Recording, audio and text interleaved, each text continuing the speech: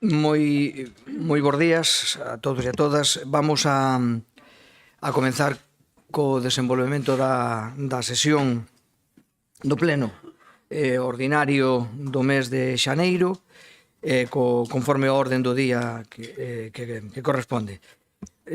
Vamos logo cos puntos. O primeiro punto é, como é preceptivo, a aprobación da acta anterior correspondente á ordinaria do día 20 de decembro do 24, que teñen todos vostedes.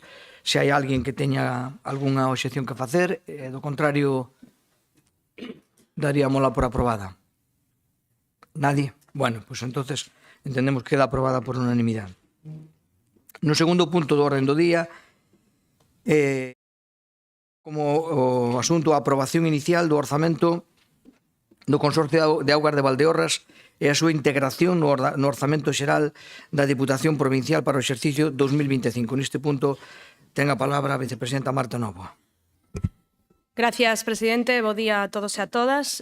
Pois como xa tratamos na correspondente Comisión de Facenda, traemos a este pleno a aprobación inicial do orzamento do Consorcio de Augas de Valdeorras, que ascende a un total de 1.805.000 euros para este ano 2025, que desglosado por capítulos corresponde ao capítulo 1, gastos de personal, 418.638,91 euros, ao capítulo 2, que se corresponde cos gastos de bens correntes e servizos, 1.386.061,09 euros, e o capítulo 3, os gastos financeiros, 300 euros. Isto foi aprobado, este orzamento foi aprobado por unanimidade de todos os grupos políticos no lugar onde corresponde, no propio Consorcio de Augas, e obviamente pois agora toca aprobalo aquí na Deputación Provincial e, bueno, entendo que non terán ningunha cuestión, pero en cualquier caso, se a teñen, pois encantada de respondela e nada máis. Moitas gracias. Moitas gracias. Democracia non? Bloque? Sí, o noso voto vai a ser favorable, refrendando efectivamente o acordado dentro do propio consorcio polos concellos que nel participan. Nada, moitas gracias.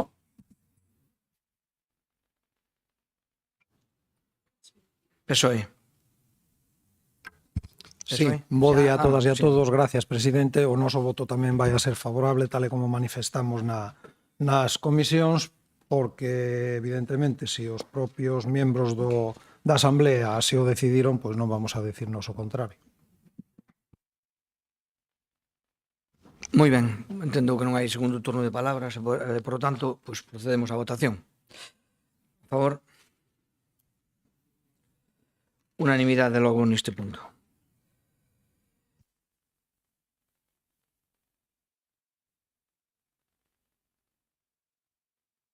Vamos co segundo punto do orden do día, que é a modificación da ordenanza fiscal reguladora da taxa pola prestación do servicio de xestión, inspección e recaudación pola Diputación Provincial de Ourense. Volve a ter a palabra a vicepresidenta Marta Novo.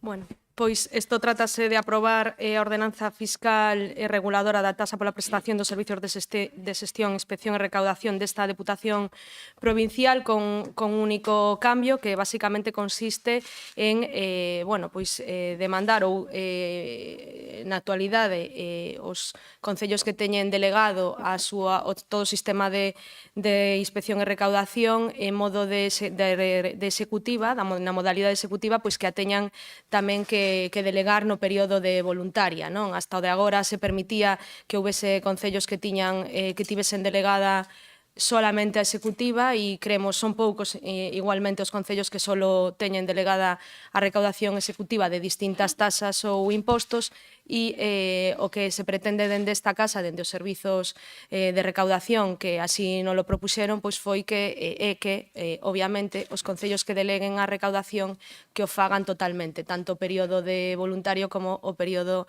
en executivo e iso é basicamente o cambio que se introduce nesta ordenanza. Nada máis e moitas gracias.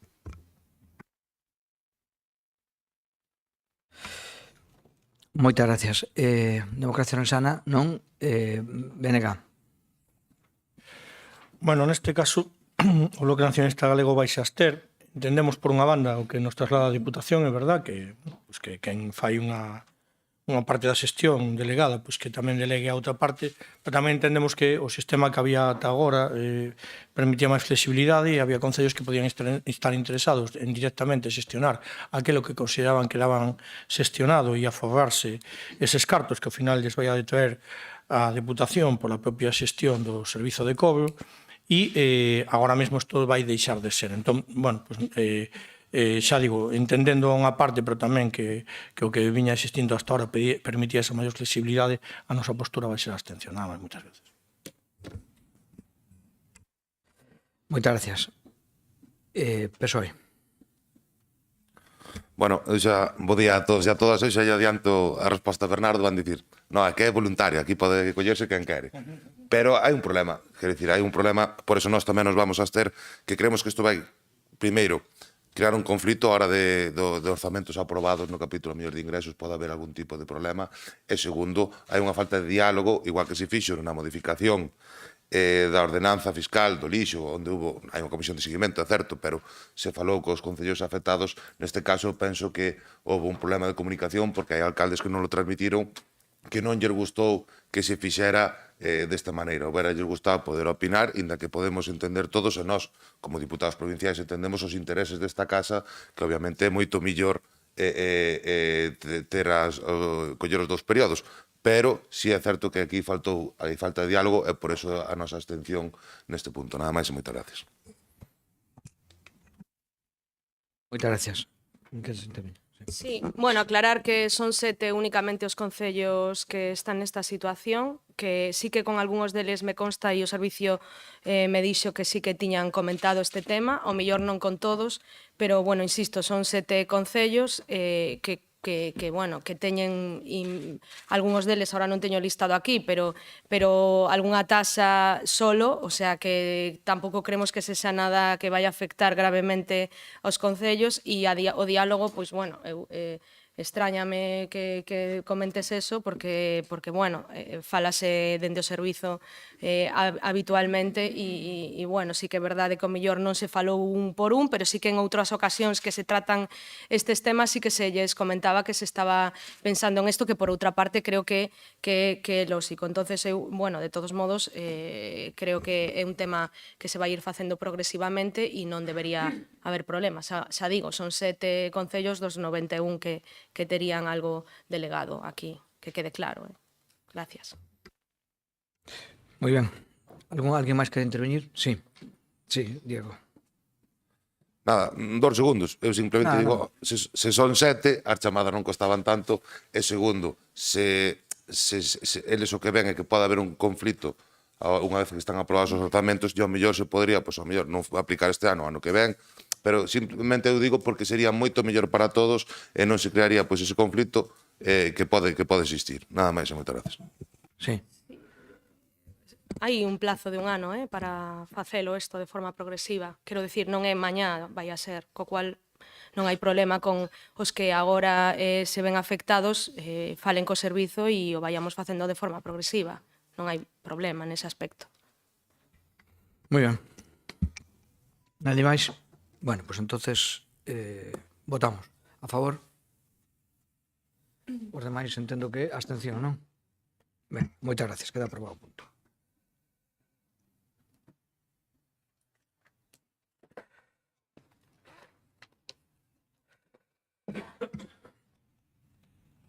Vamos co cuarto punto do orden do día, que é o expediente número 1/2025 de modificación das bases de execución do orzamento vixente da Deputación Provincial de Ourense. Volve ter a palabra a vicepresidenta por motivos de materia. Sí, gracias. Son os motivos económicos os primeiros da orde do día. Bueno, pois isto, como expliquei na comisión correspondente, pero non importa, volvo a aclararlo aquí, obviamente, pois houve un acordo na mesa de negociación dos orzamentos, na mesa que se fai xeral de negociación que se fai cos sindicatos e cos representantes sindicais desta casa para facer unhas cuantas modificacións nas condicións que afectan sobre todo o persoal desta casa, e unha delas era pois incrementar o anticipo de nómina que poden solicitar os funcionarios todo o personal, tanto funcionarios como personal laboral desta casa, que poden facer unha vez no ano solicitar un anticipo de nómina. Ese anticipo de nómina ascendía a un total de 5.500 euros e nesa mesa de negociación a instancia a petición do comité de empresa se incrementou a 6.000 euros. Foi un acordo que se chegou, que non tivo traslado cando se fixeron os orzamentos e cando se fan os orzamentos se aproban as bases de execución e na base de execución número 100 vai ese pagamento, ese aboamento deses 5.500 euros sempre que o solicite o persoal desta casa. Non se modificou a 6.000 euros, non se incrementaron eses 500 euros tras ese acordo que tivo lugar na Mesa Xeral de Negociación. Foi un erro, obviamente, e entón non se incluiu ese cambio na base número 100. Entón traemos agora a este primeiro pleno do ano a modificación das bases de execución nese punto para adaptarnos a ese acordo que houbo por unanimidade que se chegou a ese acordo na Mesa Xeral de Negociación, que é modificar a base 100 para cambiar ese tope a 6.000 euros. E o segundo cambio sí que é un cambio das bases de execución da base número 39 relativo aos anticipos de caixa fixa para, que poida ser un pouco máis digamos, rápido e máis fácil de xestionar cando a final de ano hai que justificar eses anticipos de caixa, que estén as justificacións dos diferentes departamentos desta Deputación antes do 10 de decembro para que o Servizo de Intervención poida, digamos, xestionalo da mellor maneira posible e non se acumule todo nos últimos días do ano. Entón, salvo que haxe algunha cousa imprevista, a maioría dos anticipos de caixa hai que justificalos antes do 10 de decembro e por eso se modifica a base número 39. Eses son os dous cambios que hai na modificación das bases de execución do orzamento que se aprobamos no anterior ano para este ano 2025. Moitas gracias. Moitas gracias. Turno de intervencións. Democracia? Non? Bloque? Entendemos que isto efectivamente está acordado cos traballadores, o primeiro punto, e foi un erro, efectivamente, non ten maior trascendencia. E o segundo punto, tamén entendemos que por a propia xilidade da administración a hora de resolver a final de ano a liquidación do orzamento, é lógico que se poña un prazo razonable, non? Por lo tanto, o noso voto vai ser favorable. Nada máis. Moitas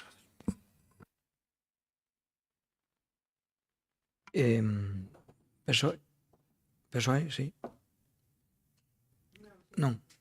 Nada. Bueno. Vale, entendo que non hai segundo turno de palabra, vamos a votar, vale. Venga, a favor? Sí. Vale, gracias. Aprobado por unanimidade. Perdón, abstención. Vale. Abstención logo. Bueno, pois moi ben, vamos as mocións, vamos a parte de mocións. Punto 5 do orden do día. A moción do Grupo Popular para instar o Goberno de España para garantir a mobilidade de toda a veciñanza, retirando a proposta do mapa de concesións estatais de liñas de autobús que suprime paradas en 6 concellos da nosa provincia. Por a parte de propoñente ten a palabra Xosé Manuel Pérez de Belecua, diputado. Xosé Miguel, non Xosé Manuel. Perdón, Xosé Miguel. Ou Xosé Miguel, acabas antes. Bueno, bons días a todos. Temos aquí unha moción pola proposta do novo mapa de concesións estatais. Como non temos a verdade absoluta, houbo unha proposta do Bloque Nacionalista Galego que despois explicará o señor Puga para mellorala e da que nos estamos completamente de acordo e a incorporamos para isto, pero vou facer o análisis que tiña xa preparado antes e logo o Bloque Nacionalista Galego explicará esta emenda que mete, a que nos estamos de acordo e que se incorporará para a votación final. Entón, vamos a partir dun análisis desto. O sea, xa hai un novo mapa concesional das liñas de autobuses que dependen de concesión pública, que levan 30 anos sin actualizarse. Fai 30 anos non tiñamos nin as autovías, nin o tren de alta velocidade, nin nada. Por lo tanto, sí que é necesario actualizalas. O sea, actualmente estas liñas En Galicia teñen na Coruña 235.000 viaxeiros, en Lugo, non isto ten que estar mal, en Pontevedra 143.000, en Lugo 88.000, e nós somos, na provincia de Ourense, os que menos temos, con 68.000 viaxes ao ano. Ora, a proposta que se fai para nivel galego é facer 4 corredores, o corredor Madrid-Galicia, o corredor transversal de Galicia hacia Cataluña, o corredor Cantábrico-Costa e o corredor da Ruta da Plata. A nivel galego vanse suprimir 23 paradas que afectan a 136.000 habitantes de forma directa, que son os dos concellos afectados, máis unha grande parte deles dos concellos do arredor que collían o autobús ali, é un total de 9.167 viaxeiros. E, curiosamente, só se incorpora unha nova parada, que é Sanxenxo, e que a nivel galego é o concello número 29 en habitantes, e ao mesmo tempo suprímense concellos, por exemplo, como Tui, que ten o mesmo número de habitantes e que aparte unha parada transfronteriza, ou Lalín.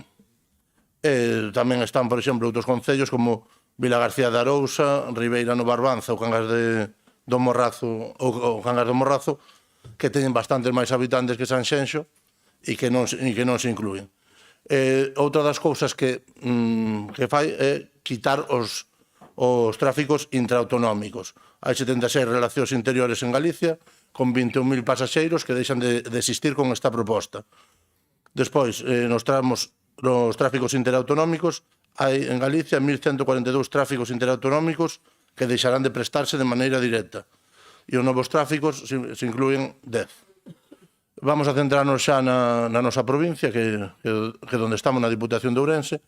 Nós somos os que menos viaxes temos o ano, 68.000. E os principais viaxes son a Madrid, que hai uns 32.000 viaxes ao ano, e depois a segunda é a viaxe de Ourense a Barcelona, e a terceira a provincia de Vizcaya, a zona de Bilbao. Eu, as críticas para a provincia de Ourense que lle vexo a esta proposta do Ministerio, primeiro, céntrase só no autobús e non se ten en conta os datos do tren. Se falamos de 68.000 viaxeiros ao ano no autobús, que un porcentaxe moi baixo, só o 0,2% da población de Ourense usaría este transporte, pero que temos a estación de aquí de Ourense do tren, que ten máis de 2 millóns de usuarios, ou seja, que ten máis usuarios que, por exemplo, o aeroporto de Vigo, de Peinador, o aeroporto da Coruña, de Alvedro. Temos tamén a estación de Agudiña, que ten 35.000 usuarios, e incluso o barco de Valdeorras, a pesar de simplemente que pase un Albia, que haya 2 conexións ao día, un Albia en media distancia, ten 27.000 usuarios, o de media distancia 10.000, o Albia 16.000, e a estación de Carballiño sigue tendo 20.000 usuarios. Por lo tanto, a primeira das críticas é non analizar tamén o tema do tren. O segundo é o impacto da exclusión das paradas. O sea, hai un montón de concellos da provincia de Ourense que se ven afectados. Despois, hai unha pérdida de tráficos intraautonómicos. Que quere dicir isto? Ahora mesmo suprímense, por exemplo, as paradas. Non se podería facer o traxecto de Agudiña a Ourense, de Ourense a Ríos, de Allariz a Ríos, de Ríos a Xinzo de Limia, entre outros. E isto son as pérdidas que afectan a capacidade dos habitantes de Ourense de moverse dentro da provincia, sobre todo para ir aos centros de saúde, centros educativos ou actividades de ocio. E tráficos interautonómicos afectados, hai 1.142 tráficos interautonómicos que se verán afectados, e aquí a proposta que se fai é reducir tempo de viaxes para quitar estas paradas, pero agora vai haber a necesidade de facer transbordos nestas rutas que van a aumentar o tempo e os costos de viaxe, polo tanto, facendo menos atractivo este transporte público. E novos tráficos, se incluen de novos tráficos para a provincia de Ourense, e entre eles a única conexión nova é un autobús que conectaría a Vilés e Ourense. Entonces, eu as propostas de mellora que faría para a provincia de Ourense sería a integración de servicios cos mapas autonómicos, ou seja, ten que haber unha coordinación entre a Xunta de Galicia e o Ministerio para isto, que ata o día de hoxe non se fixo, en poñer servicios a demanda, ou seja, porque sí que hai paradas que poden ter pouco fluxo, pero simplemente estando a demanda e que a xente as pida con antelación, poder ir ao bus a coller ese sitio ou non para reducir tempos, facer un análisis e un estudio en profundidade da demanda local.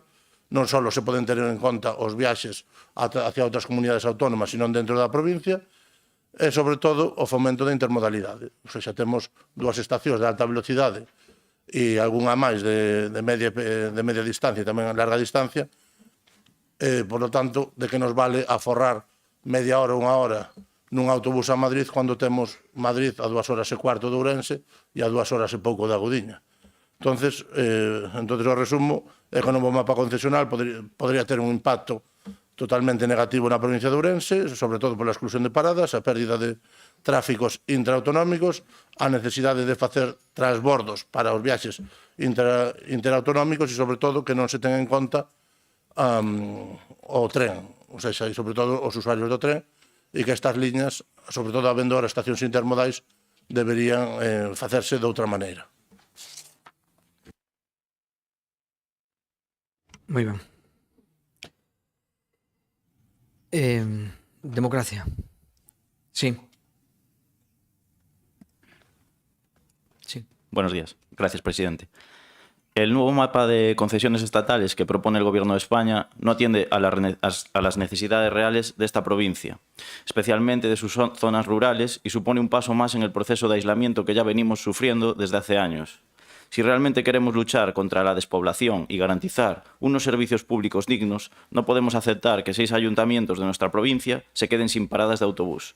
El transporte público no puede regirse únicamente por criterios económicos, porque para muchas personas, y especialmente las más mayores, es la única manera de poder desplazarse, ya sea al médico, al banco, a las diferentes gestiones que necesiten hacer.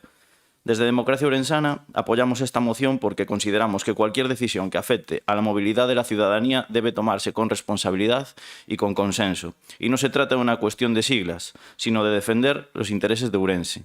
Aquí todas las fuerzas políticas rechazan esta medida, excepto el PSOE, y eso demuestra que no es un asunto ideológico, sino de sentido común.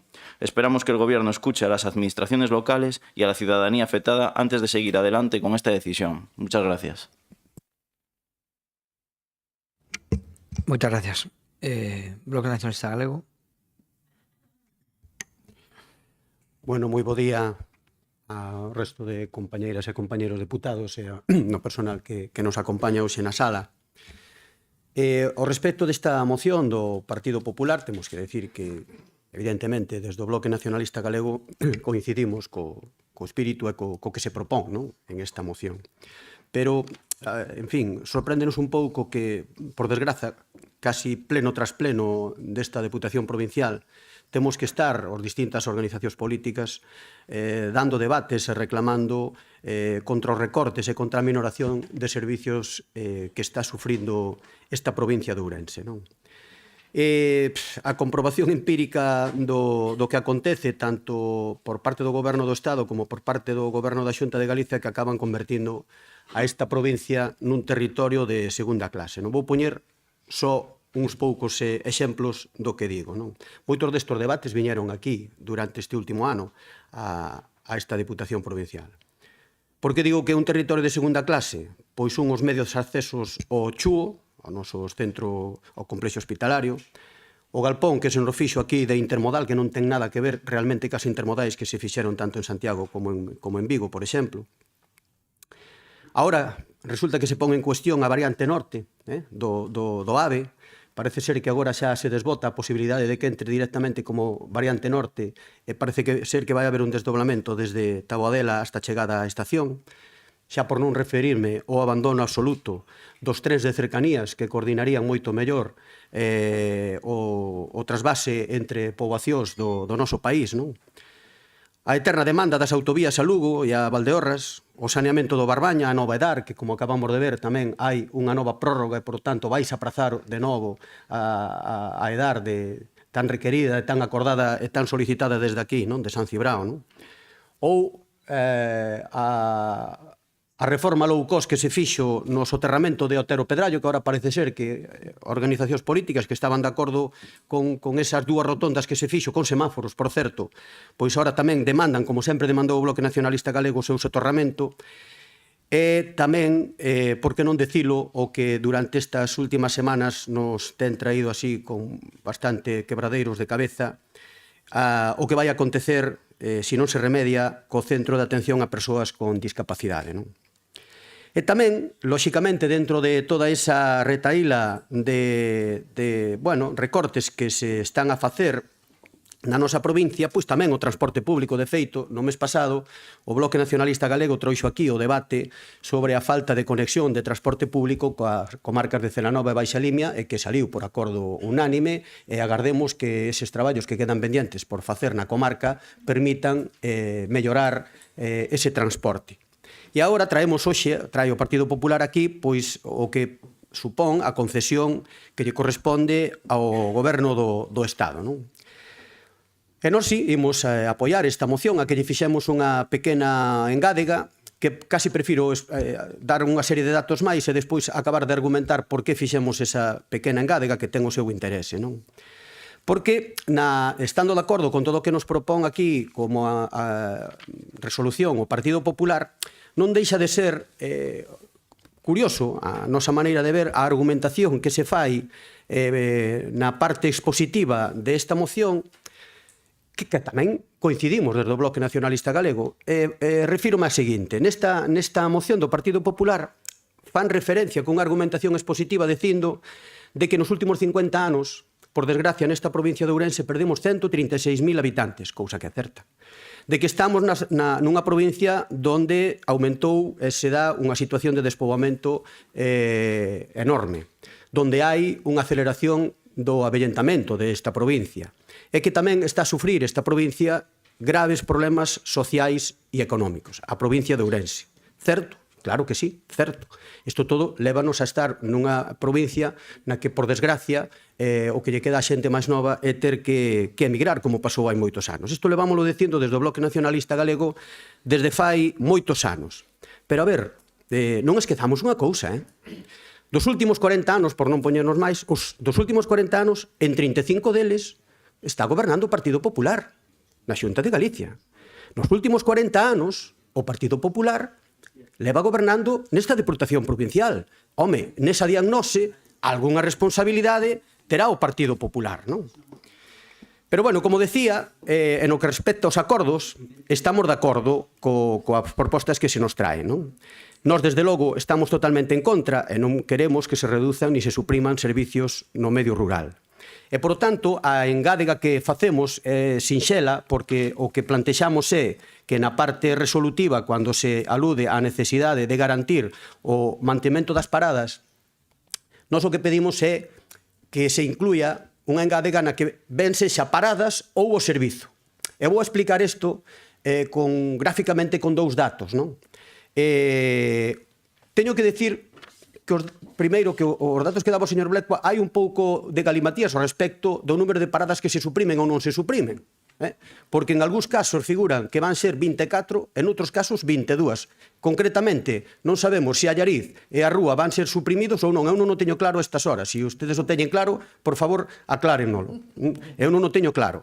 E vou poñer o exemplo, como decía, de por que nós pedimos que se faga unha modificación, unha engádega, pedindo que se manteñan as paradas ou os servizos. E vou non facer poñendo exemplo con dúas alcaldías do BNG. A primeira delas é Allariz. Se realmente se acaba suprimindo a parada de Allariz, é un trauma, porque o uso anual, según os datos do propio Ministerio, en persoas nesa parada de Allariz son 3.133 persoas nun ano. É unha cantidade moi importante. A da Rúa ten 604. Por tanto, sería un auténtico drama que non parara en Allariz. Pero, sin embargo, e poño outro exemplo dun goberno do Bloque Nacionalista Galego na Mezquita, no Concello da Mezquita, concretamente na Vilabella, que é onde chega a parada do autobús, son 23 persoas usuarias ao cabo dun ano. Por tanto, nós o que decimos é o que ten que haber o servicio. Esas 23 persoas da Mezquita teñen que ter o servizo, pero ao mellor resulta que é moito máis económico e é moito máis lóxico e normal a esas 23 personas poñerlle outro método de desplazamento ás Torriós ou hasta Gudiña para que podan ter ese servizo e non necesariamente ter que ir a parar a Vilabella. Non sei se me explico. O sentido da nosa moción é o de Allariz, pois sí que hai que mantelo. Ou da Rúa, seguramente, porque son 600 persoas que ao ano utilizan esa parada. Pero ao mellor non todas. O que necesitamos é dar ese servicio. E claro, hai unha parte que tamén temos que ser conscientes, é que aclara o propio Ministerio.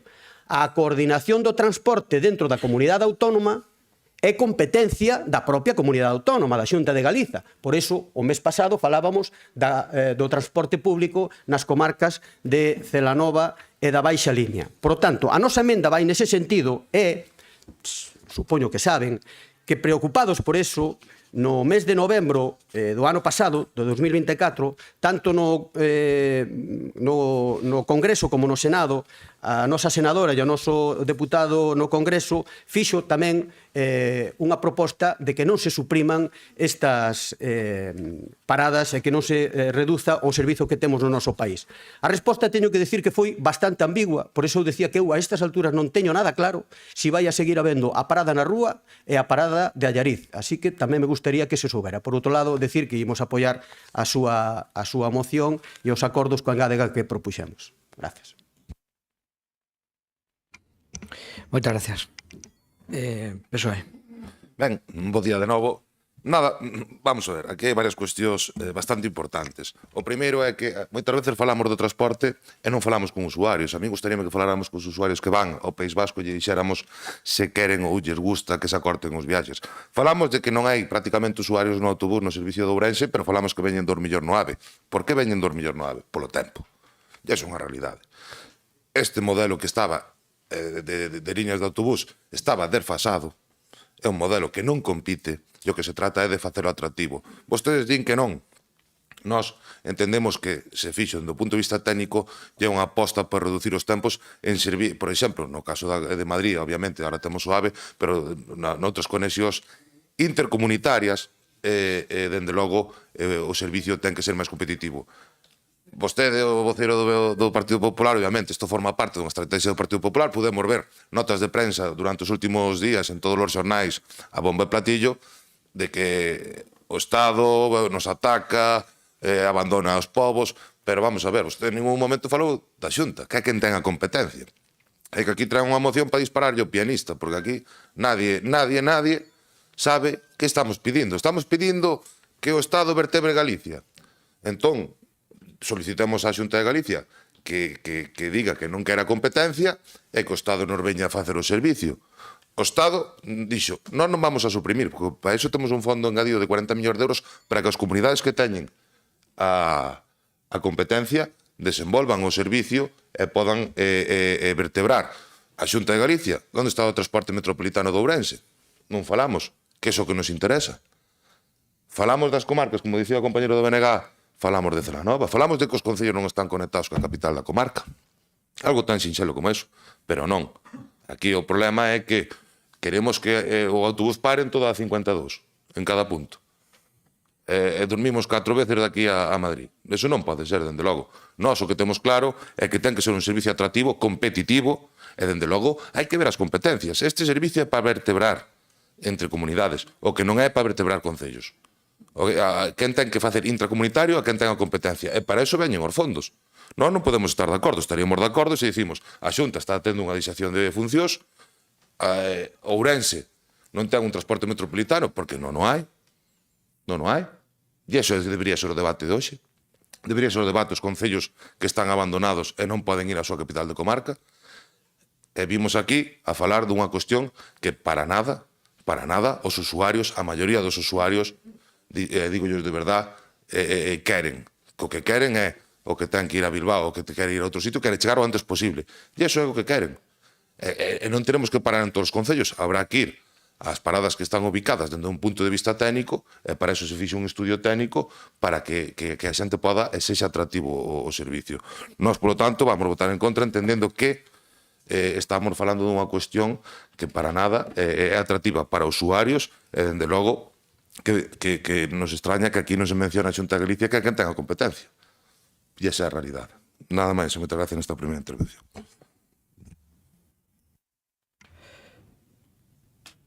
Moitas gracias. Segundo turno.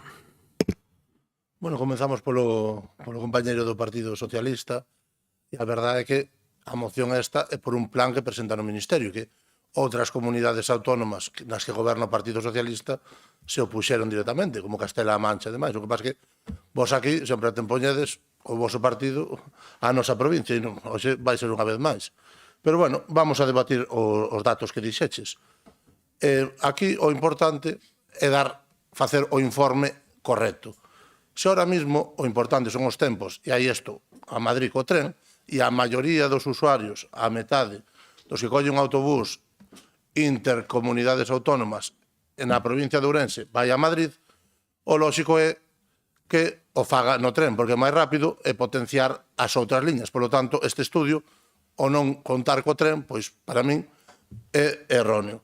E despois, co das paradas, coa emenda que puxo o Bloque Nacionalista Galego, pois xa non hai ningún tipo de problema, porque tal, aparte foi o mismo que me dixeches por teléfono, se na mezquita non ten que parar, pero hai un servicio de que a xente o levan en taxi ata, ou en cualquier outro tipo de transporte, ata a parada da Gudiña, queda todo o mundo contento e se dá o servizo. Pero, bueno, falas de que competencia da Xunta, o que pasa que era un servizo que era estatal, e falas dun fondo de 40 millóns de euros, pero, claro, 40 millóns de euros coa letra pequena, porque son 40 millóns de euros dos que 25 os aportaría o Estado e 15 son supostamente o que pagaría a xente por ir nesos buses, ou seja, que xa non son 40, que son 25. E cualquier auditoría externa, como fixo a CM, bueno, a Comisión Nacional de Mercado de Valores, calcula en que o custe o infracuste o que ten que pagar o que se ten que pagar por manter estas liñas que son deficitarias son 300 millóns de euros. O sea, se o Estado pon mañá os 300 millóns de euros encima da mesa, pois todas as comunidades autónomas estarán contentas. Se o Estado colle dunha das súas funcións, deixa de telas e ofrece 25 millóns de euros reais ás autonomías, cando son 300 millóns, pois a verdade é que é moi fácil así, facer as cousas así. Pero, bueno, e despois, por contestarlle a Puga, ou seja, hoxe a moción é sobre isto, entonces eu vou falar simplemente desta moción. Dos outros, todas as cousas que dixeches, ou falamos outro día, ou se quere vamos logo tomar algo e falamos. O que pasa é que ahora mismo vimos a falar desto. E a verdade é que citaches a Néstor Rego e me gustaría ler o que dixo cando se fixo esta mesma proposta no Congreso dos Diputados por parte da emenda a totalidade do Partido Popular, e vouche ler rapidamente o que dixo Néstor Rego e logo darche as gracias ao Bloque Nacionalista Galego da provincia de Ourense. Néstor Rego dixo no debate: por último, quero mencionar unha cuestión de grande preocupación para o rural galego, como a supresión das paradas nas liñas de transporte por estrada previstas no mapa de transporte por estradas. Para moitas persoas, moitas delas idosas, mas tamén mozos e mozas, en moitos casos é a única forma de desplazarse.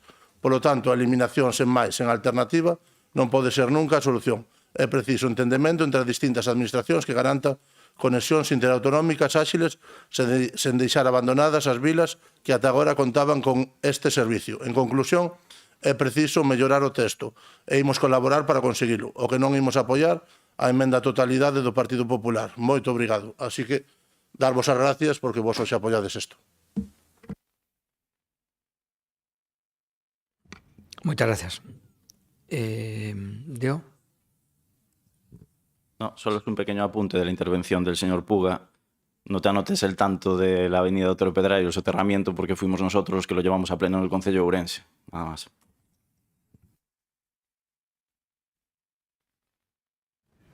Moitas gracias. Venga.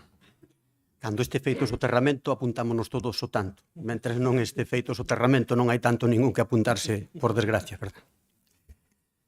Bueno, a ver, con respecto ao de Néstor Rego, xa o explicou perfectamente Néstor Rego. Non vou explicar aquí porque iso é a parte que interesa, pero o que dixo claramente Néstor Rego coincide co que acabo de decir aquí, de que nos defendemos que non se quiten servizos para a nosa poboación, non? A ver, eu o único que quería ahora intentar aclarar, porque destas respostas de fai poucos meses, do mes de novembro, pois falase dese novo mapa concesional, pero insisto, é que eu non teño, nós non tivemos acceso a ese novo mapa para ter claro o que se pon e o que se quita, non? Fala efectivamente desos 40 millóns de euros, pero que só 25 deles son de subvencións directas. O resto enténdese de que efectivamente será o que ven da recaudación do que pagan os usuarios e usuarias, non? E tamén resulta curioso, por iso que é conveniente aclarar estas cousas, que no pleno do día 29 de outubro, no Senado, un senador do Partido Socialista dixo expresamente na súa intervención que co novo mapa concesional non se van eliminar paradas e ningún viaxeiro perderá oportunidades de viaxe. A ver como entendemos isto. Porque si realmente hai un mapa e un plan para eliminar ou ben 22 ou 24 paradas en todo o país, e aquí dicen que non é certo, algo falla, non? E non é o mesmo a segunda parte que di que ningún viaxeiro perderá oportunidades de viaxe. Eso sí, que efectivamente coincide co que nos plantexamos. Darlle o servicio á xente, dun xeito ou doutro, pero darlle o servicio á xente. O que non podemos perder é o servicio. Por tanto, pois eu non teño ningunha aportación a maiores, o que sí podemos únicamente facer é remar todos na mesma dirección, e tanto no transporte público que corresponde á Xunta de Galiza como o transporte que corresponde intracomunidades do Goberno do Estado, poñerse de acordo, porque eu creo que eso tamén é importante. A propia Xunta de Galicia está incorporado na moción que presentades no segundo punto, creo que é moi importante que a Xunta de Galiza negocie co Estado este disposto a negociar ca Xunta de Galiza como vertebramos moito mellor o noso territorio, aproveitar todas esas liñas, ben sexan as do Estado ou ben sexan as da Xunta de Galiza, para que a xente teña un bo servizo, que ao final é o que quere a xente, ter un bo servizo, ter unha boa conexión, unha boa conectividade. Ao final é o que tamén é a nosa misión, non? Como deputados provinciais e deputadas. Si eso é así, nós non llevemos, por suposto, ninguna pega. Habrá que negociar, habrá que falar e habrá que establecer un acordo para que a xente teña servicio, que ao final é o que importa. Nada máis. Moitas gracias. PSOE. Ben, bueno, pois entón xa sabemos que calquera que escoitara as interrupcións do Partido Popular ou as notas de prensa que mandaron, que vostede obviamente pois, forma parte da estrategia, diría, pois nada, pois o problema do transporte en Galicia é do Estado. Por qué? Pero realmente de quen é a competencia. Fíxense vostedes onde chegamos. Xa falei antes do transporte metropolitano, xa falei da falta de conexións entre concellos, pero voulles poñer un exemplo moi claro. Uns rapaces do barco, estudiantes que van a Compostela a estudiar. Saben vostedes como van a Compostela? Collen o coche, o pai leva 50 km ata Ponferrada, en Ponferrada collen o autobús, de Ponferrada van a Lugo, de Lugo van a Coruña e de Coruña van a Ourense. Ahora, a Santiago. Ahora, imagínense que ese autobús para en Becerreá, en Baralla, en Castroverde. Eso, cando chega? Xa acabou a clase, cando chegan. E esa é a realidade. Estamos falando de que ten que vertebrar o Estado Galicia. Díganme, porque con Ourense a deixación de funcións de quen é? Máis que da Xunta de Galicia. Ese é o problema que ten esta provincia. Vostedes non debían traer nesta provincia, dende logo, esta moción. Dende logo que non. Porque aquí o olvido é total. E aparte se agradece porque, dende logo, hai que poñer isto encima da mesa. Como uns rapaces do barco non poden ir a estudiar e teñen que pasar horas nun transporte? Ende queremos meter máis paradas. Podemos meterlas. Eso é atractivo para os usuarios do servicio. Ao final acaba antes o pai ou acaban antes en taxi. Acaban antes, ou mercando un coche. Eses rapaces non poden utilizar o transporte público. Non poden. E esa é a provincia de Ourense. E esa é a realidade que temos. Ese é o problema. É cando, se fóramos a rúa e nos sentáramos cos usuarios, tamén o Estado seguramente teña moitas cousas. E nós estamos de acordo que hai que coordinar. Nós estamos totalmente de acordo. Agora, esta moción para atacar ao goberno do Estado, simplemente por unha cuestión que nin lle compete, que é vertebrar o transporte intracomunitario, que é un desastre nesta provincia, é un auténtico desastre, e iso é o Partido Popular. E iso é o que deberíamos estar a falar. No caso, hai cuestións puntuais, como pode ser a Llariz. Oye, é un período de delegacións e nós estamos de acordo tamén, que se teñan en conta, e dende o punto de vista técnico, que contesten como debe ser, pois con contido e a base dun estudio. Porque nós, dende logo, sí que entendemos que os servicios tens que prestar. Falaba antes dun fondo, pero, dende logo, quen ten a competencia e está totalmente olvidada é o Partido Popular. E ese é o gran problema desta provincia. E o problema desta provincia hai no que arreglar en Santiago, non en Madrid. E ese é o problema. E é onde deberíamos estar todos unidos en esto. Porque como vamos ir? Porque se fóramos as estacións, que dicía antes do barco, fóramos as estacións do Carballiño, ou fóramos a estación, ou fóramos a unha parada de autobús no Irixo ou en Beariz, o en Cartelle, nos daríamos conta de que isto non funciona. Isto non funciona. Aquí unha xente non pode facer o transporte. É que a xente que fai longas viaxes, mira, fíxense que hai rutas que se vai a forrar 2 horas e media. Vostedes saben que son 2 horas e media nun autobús? Díganlle aos usuarios. Se prefiren que, en vez de coller o coche, desplazarse 5 ou 10 kilómetros ou usar o transporte intracomunitario que debería funcionar e chegar e coller e a forrar 2 horas e media non estar metido nun autobús. 2 horas e media. E a vostedes parecelle mal. É que vostedes non van en autobús. E ese é o problema. Nada máis e moitas gracias. Turno de peche. Esa, según as túas palabras, este modelo, isto que se presentou, é correcto polo Estado. Bueno, tú fixeches o da cinta do calamar, falamos de outra cousa, e listo. Aquí hai unha proposta que está no goberno que é moi difícil acceder á documentación, sabe a xente do Bloque Nacionalista Galego o difícil que acceder a isto, e aquí o que se fala é que hai que haber, teñen que falar entre o Estado e todas as comunidades autónomas para arreglar isto, porque hai outros países como Inglaterra, en Francia ou demais, donde aumenta o número dos usuarios de autobús, e iso é por facelo atractivo. Se aquí o que se fala é da proposta do goberno e vos estades de acordo, pois xa lle explicaré desa xente. Nos vamos a seguir guerreando para que se senten coas comunidades autónomas, para que se negocie e para que se mellore o transporte por autobús. E vos guste ou non vos guste. Así que, se queres decir algo, Luis, se non pasamos a votación. Nada, despois de ti xa nada. Non a liemos máis, pasamos á votación, que quedou perfectamente claro os términos do debate. Perdón, sí, a emenda non. Votamos a emenda hacia a inclusión da emenda, non? Sí, a favor da inclusión da emenda. A inclusión da emenda. Ya... A ver, perdón, señor. No, a ver, o grupo propoñente acepta que se tramite a emenda, pero votar hai que votala. Entonces, agora ca emenda esta, pues votamos o punto, vale? A favor? Entendemos que o PSOE en contra.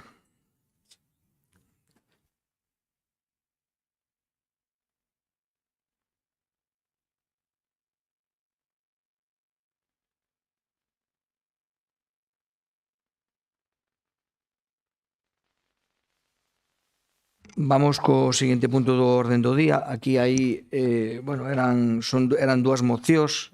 Se digo algunha cousa equivocada, pois que me corrixe o señor secretario. Eran dúas mocións, unha do BNG e a outra do Grupo Socialista por separado, máis ou menos co mesmo obxecto, sobre o CAP, e presentaron unha única moción, por lo tanto, unha única moción con a parte dispositiva, sin encabezamento prácticamente, con a parte dispositiva, e é o que vamos a tratar agora, vale?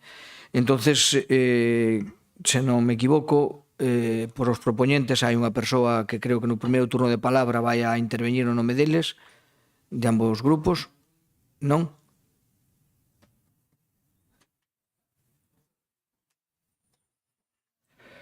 Sí.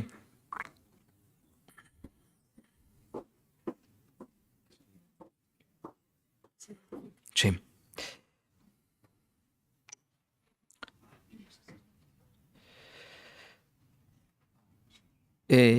Bos días. Como é o procedente, ten que identificarse vostede a hora de falar, vale? Por favor.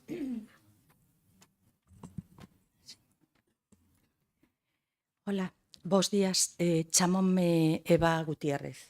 Eva Gutiérrez. Sí, son membro e portavoz da plataforma PROCAP. Moi ben. Algún dato máis, señor secretario? Non? Bueno, pois ten usted a palabra. Bos días. Bos días a todos e a todas. Plataforma PROCAP.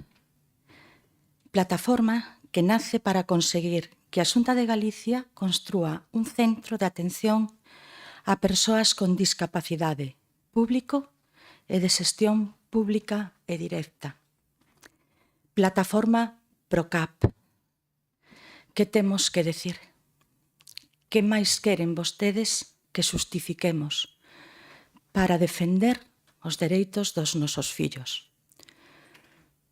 Todos os argumentos expostos por nós, ninguén foi capaz de rebatelos, porque todos saben que temos razón. Poderán facer o que queiran, inda que isto de democrático non ten nada, porque o modelo que pretenden implantar non é o que o pobo ourensán demanda. Lembren a manifestación de febreiro de 2017. Lembren as máis de 50.000 sinaturas recollidas. E, sobre todo, e por riba de todo, non é o que as familias da plataforma demandan. Cando falan dun novo modelo de xestión, lévanos a pensar que os nosos fillos son cobayas de laboratorio, e isto é inaceptable. Queremos un CAP público e de xestión pública e directa, porque Ourense é a única provincia galega que non o ten. Queremos un CAP público e de xestión pública e directa, porque iso foi o que asinaron e o compromiso que adquiriron con nós. Porque non nos dixeron dende o primeiro momento que non estaban dispostos a facer o que nós demandábamos. Por qué?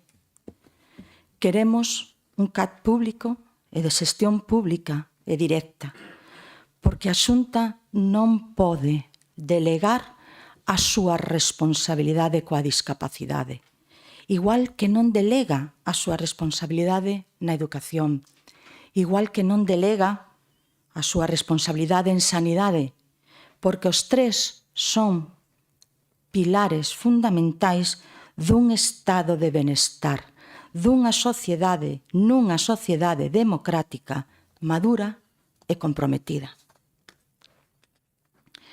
Queremos un CAP público e de xestión pública e directa, porque os servizos públicos son garantía de calidade democrática e unha ferramenta para a equidade e a redistribución dos nosos recursos.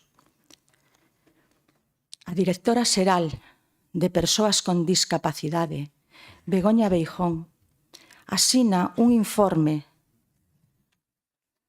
dentro da licitación onde se recolle, e cito textualmente: na actualidade, a Xunta de Galicia dispón do financiamento necesario para a prestación do servizo, obxecto do contrato, pero non dispón de medios persoais e materiais axeitados para levar a cabo as distintas prestacións que compoñen o obxecto do contrato. E nós decimos, isto é mentira. Invito a todos os presentes a consultar, por favor, as listas de contratación da Xunta, e vostedes mesmos poden comprobar que o argumentario que emprega o Partido Popular no goberno cae polo seu propio peso.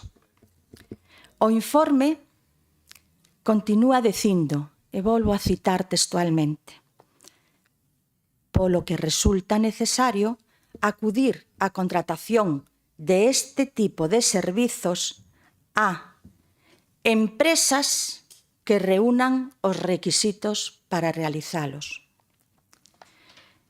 E agora, por favor, mírenlles a cara a todas estas familias e explíquenlles a verdadeira razón pola cal se externaliza a xestión do noso centro, porque a explicación dada pola Xunta non é crible.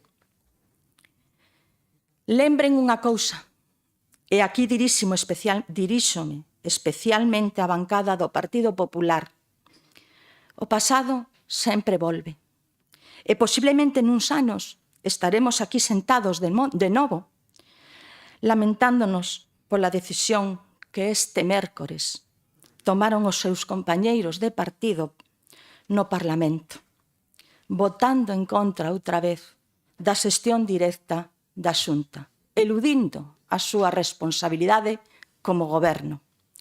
Non exageramos, e miren vostedes o que está pasando no Carballiño, no Ferrol, centros nos que se externalizou a súa xestión no seu día. De verdade, queren isto para Ourense. De verdade, dígannos que queren isto para os nosos fillos. De verdade que non son capaces de loitar pola nosa provincia. A provincia que máis votos lle dá ao Partido Popular en toda Galicia. Vostedes represéntannos. Isto é todo o que poden facer polos nosos fillos. É unha mágoa. Para finalizar, queremos deixar moi claro que nunca, como plataforma, criticaremos nen criticamos as entidades sociais que viñeron a suplir todas aquelas funcións que lle correspondía á Xunta de Galicia e que esta deixou de facer. Estas mesmas entidades veñen manifestándonos o seu total apoio, porque tanto elas como a nós entendemos que todos somos necesarios e todos temos cabida no mundo da discapacidade na nosa cidade, na nosa provincia. Transmitiremos a toda a sociedade ourensá que o Partido Popular da Xunta de Galicia, o Partido Popular Galego, decepcionounos. Non se pregunten o porqué. Xa llo decimos nós. Abandonaron os nosos fillos e tiránonos a todos aos pés dos cabalos. Aqueles que nos fan dano tamén llo fan aos nosos fillos.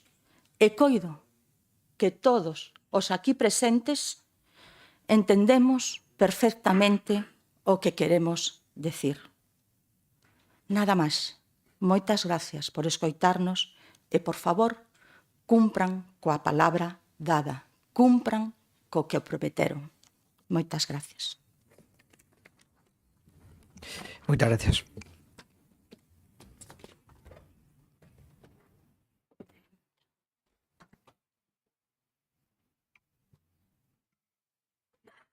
Espera un momento.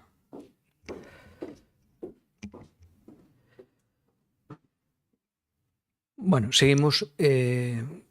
Turno de intervención, en este caso, para Democracia Orensana. Primeiro turno. Muchas gracias. Creemos que después de esto no hay mucho más que decir. Democracia Orensana ya expresó su forma de entender este problema en el Concello de Ourense. Hicimos aquí la moción conjunta y donde de verdad se tiene que luchar en la Xunta de Galicia. También hemos estado ahí. No creo que haya mucho más que decir y no quiero ser reiterativo y creo que ya está todo dicho. Gracias. Muchas gracias. O Partido Popular tenga... Sí. Por o Partido Popular vai intervir neste caso inicial na primeira intervención o presidente do CERMI Galicia, Ramón Sestallo.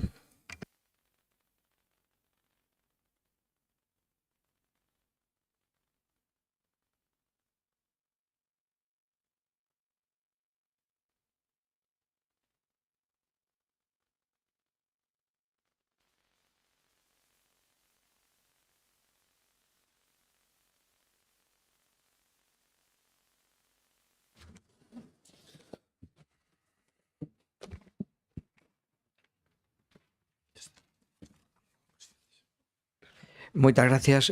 Como anterior interviniente, ten que identificarse, simplemente identificarse para que conste en acta a súa intervención. Bos días, son Ramón Sestallo, son o presidente do CERMI Galicia. Moitas gracias. Bueno. Entonces, ten 8 minutos para expoñer a... Moi ben. Señor presidente da Diputación de Ourense, diputadas e diputados e público en xeral. Bos días. En nome do CERMI Galicia gostaríame expresar o noso agradecemento por este convite. Valoramos profundamente que nos cedan a palabra neste espazo. Como dicía antes, son Ramón Sestallo, son o presidente do CERMI Galicia e a miña intervención neste pleno da Diputación de Ourense ben motivada porque a presidencia pediume que estivese aquí para trasladar e dar a coñecer o traballo que realizamos as entidades sociais. Como presidente do CERMI, non podo en ningún caso compartir as palabras que escoitei ou que escoitamos moitas das persoas que formamos parte das entidades sociais nas últimas semanas. Creo que se nos desprestixiou e se puxo en tela de xuicio o noso traballo e a nosa trayectoria. O CERMI Galicia é a voz conxunta da discapacidade en todas as tipoloxías. Representamos a 13 entidades que traballan día a día para defender os dereitos e mellorar a calidade de vida das persoas con discapacidade. Estas son as entidades que formamos parte. A COPROS, Asociación de Colaboración e Promoción do Sordo, ASPACE, Federación Galega de Persoas con Parálisis Cerebral, Autismo Galicia, CEGASAL, Asociación Empresarial Galega de Centros Especiais de Emprego sin ánimo de lucro, ACOGAMI, Confederación Galega de Persoas con Discapacidade, Daño Cerebral Galicia, Down Galicia, FADENGA Plena Inclusión Galicia, FAGAL, Federación de Asociacións Galegas de Familiares de Enfermos de Alzheimer e outras demencias, a PASPEGA, que é a Federación de Persoas Sordas, Impulsa, Igualdad Galicia, 11 e Saúde Mental FEAFES Galicia. O noso traballo céntrase na defensa dos dereitos e intereses das persoas que representamos, na eliminación das múltiples barreiras físicas, psicolóxicas, sociais e legais coas que vivimos a diario e que limitan a plena participación na sociedade. Refírome a barreiras que atopamos no acceso á educación, ao emprego, á asistencia sanitaria, á participación social e a actividades de lecer e deporte. Aproveito esta ocasión para poñer en valor o papel que temos as entidades do terceiro sector na sociedade galega. Non só reivindicamos, tamén actuamos. Moitas das entidades do CERMI Galicia son prestadoras de servicios, con traxectorias que en algúns casos superan o medio século. Moitas das entidades do CERMI Galicia esta experiencia nos permitiron coñecer as necesidades reais das persoas con discapacidade e as súas familias e ofrecer respostas para garantir unha vida máis autónoma, de calidade e inclusiva.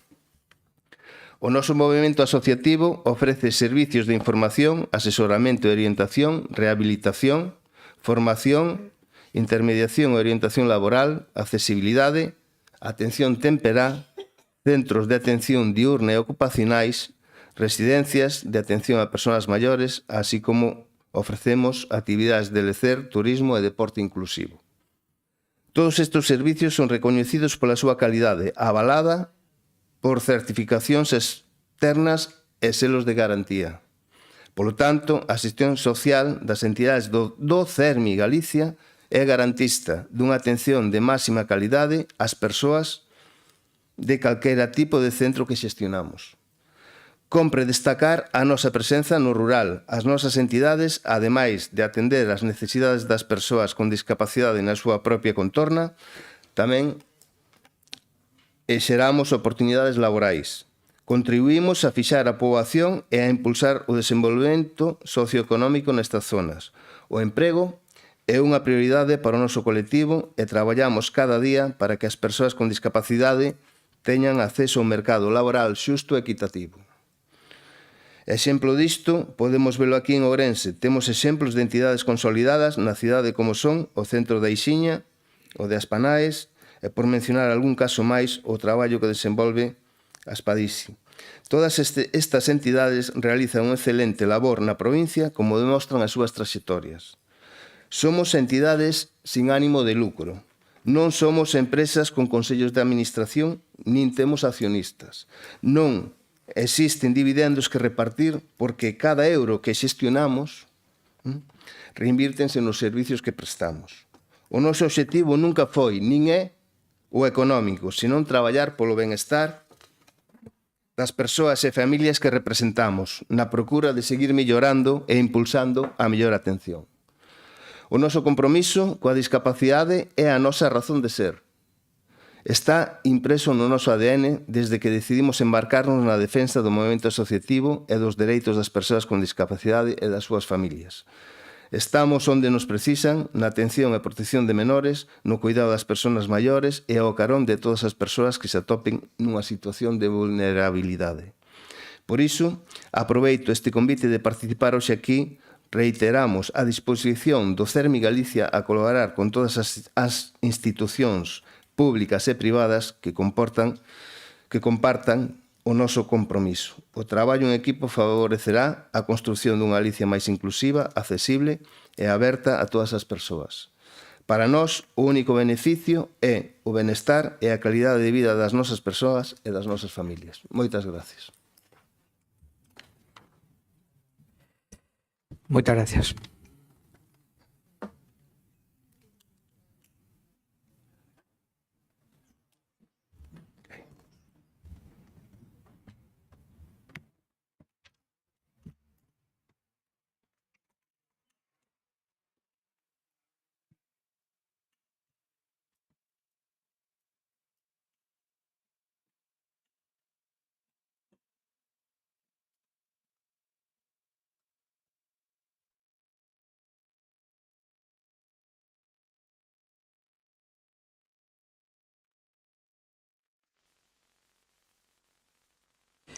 Bueno, rematado este primeiro turno de intervencións, volvemos ao segundo turno e aquí eu dame igual, pero por orden que estaban as mocións, por decirlo de alguma maneira, primeiro turno do bloque, despois turno do PSOE e despois os demais, non? Como propoñentes, porque agora van por separado, vale? Así que primeiro, o sea, segundo turno, Bloque Nacionalista Galego. Sí, bueno, bo día de novo. Eu creo que a don Ramón Sestallo, o presidente do CERMI, a resposta xa deu Eva Gutiérrez na última parte da súa intervención. E iso non é o xeto do debate. Eu, dende logo, dende o Bloque Nacionalista Galego, damos os parabéns por todo o que ten feito as entidades e asociacións, estén en CERMI ou fora, polo benestar das persoas con discapacidade. O problema é que hoxe non é o que debatimos aquí, eso. O que debatimos aquí é outra cousa. O que debatimos aquí é se efectivamente dentro do Partido Popular de Ourense coñecen a doña Begoña Beijón, directora xeral de Persoas con Discapacidade, e a pregunta que formulou fai uns días nun xornal sobre o respaldo unánime dos grupos á xestión pública do CAP de Ourense. Esta señora espetou: esta pregunta terá que facerlle o PP de Ourense. Por eso hoxe agardamos que vostedes lles den cumprida a resposta. Creo que a resposta é sinxela. Está neste documento asinado o 19 de setembro de 2016. E ou ben o PP daquela se abogou unha representación que Seica non tiña ou simplemente mentiu. Está asinado por dona Cristina Romero Fernández, que é o que a coñecen. Ou senón, teremos que conseguir mudar esta situación. Pedimos unha vez máis porque é xusto que o Centro de Persoas con Discapacidade sexa atendido por persoal público, porque os potenciais usuarios, os que poden expresalo, e as familias daqueles que non poden así o solicitan, tal e como se comprometeu. Non temos nada en contra das entidades sociais, a inmensa maioría das cales fan unha labor encomiable, pero resulta que é evidente que a garantía máxima para as familias é a da propia xestión con persoal público, como por certo acontece nos centros das Xubias, na Coruña, Chapela en Pontevedra e Sarria en Lugo. As familias e a sociedade teñen recente a obrigada intervención por parte da Xunta do Centro Público de Dependentes Cornuval de Carballiño, con xestión privada, logo de denuncias da situación de abandono que levaba acontecido dende mes do xuño. É pois lóxico que as familias entendan que a mellor garantía é a atención con persoal público. Por certo, das consultas con entidades de ámbito social, que tamén falamos con elas que podemos facer, indícanos que a xestión do novo CAP de Ourense vai entrañar unha gran complexidade polas moi diferenciadas e complexas necesidades do amplo abano de usuarios para os que está destinado. Doutra banda, o Goberno galego presume do custe de 10 millóns de euros, sen dúbida unha cantidade nada desdeñable da infraestructura, pero que nin acada o 1,5 millón de euros de inversión anual dende que se empezou alá polo ano 2017. E pasaron case que 8 anos desde ese compromiso.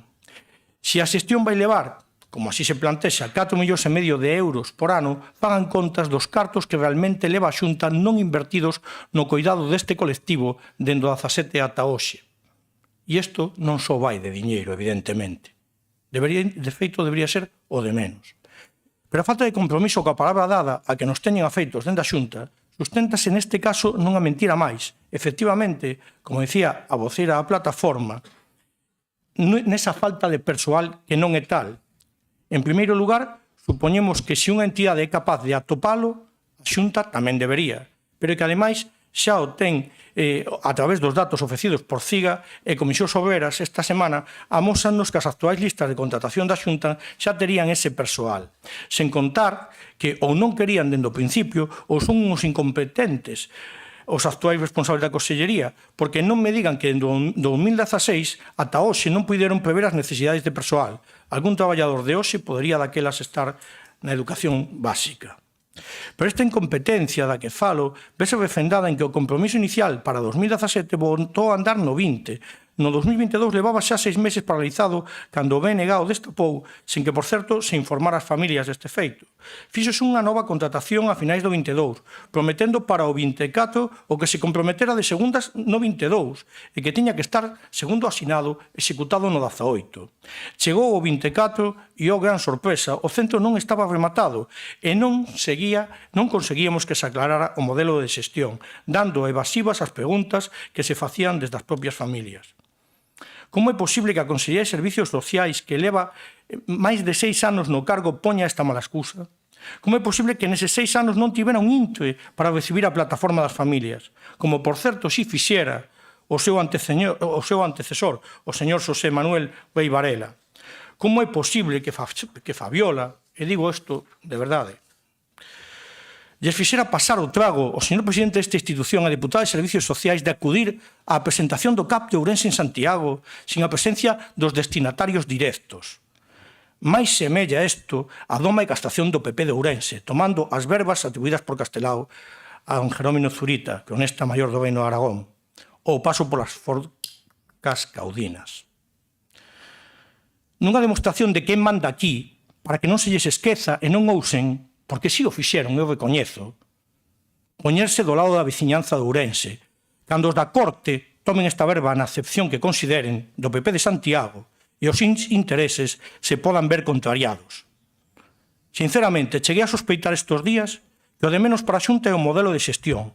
O importante é darlles a vostedes unha lección de obediencia sin importarlles o fondo do asunto, porque a min personalmente escápaseme, supoño que serei moi torpe, escápaseme albiscar cal é a posible ventaxa desta imposición dende o PP galego.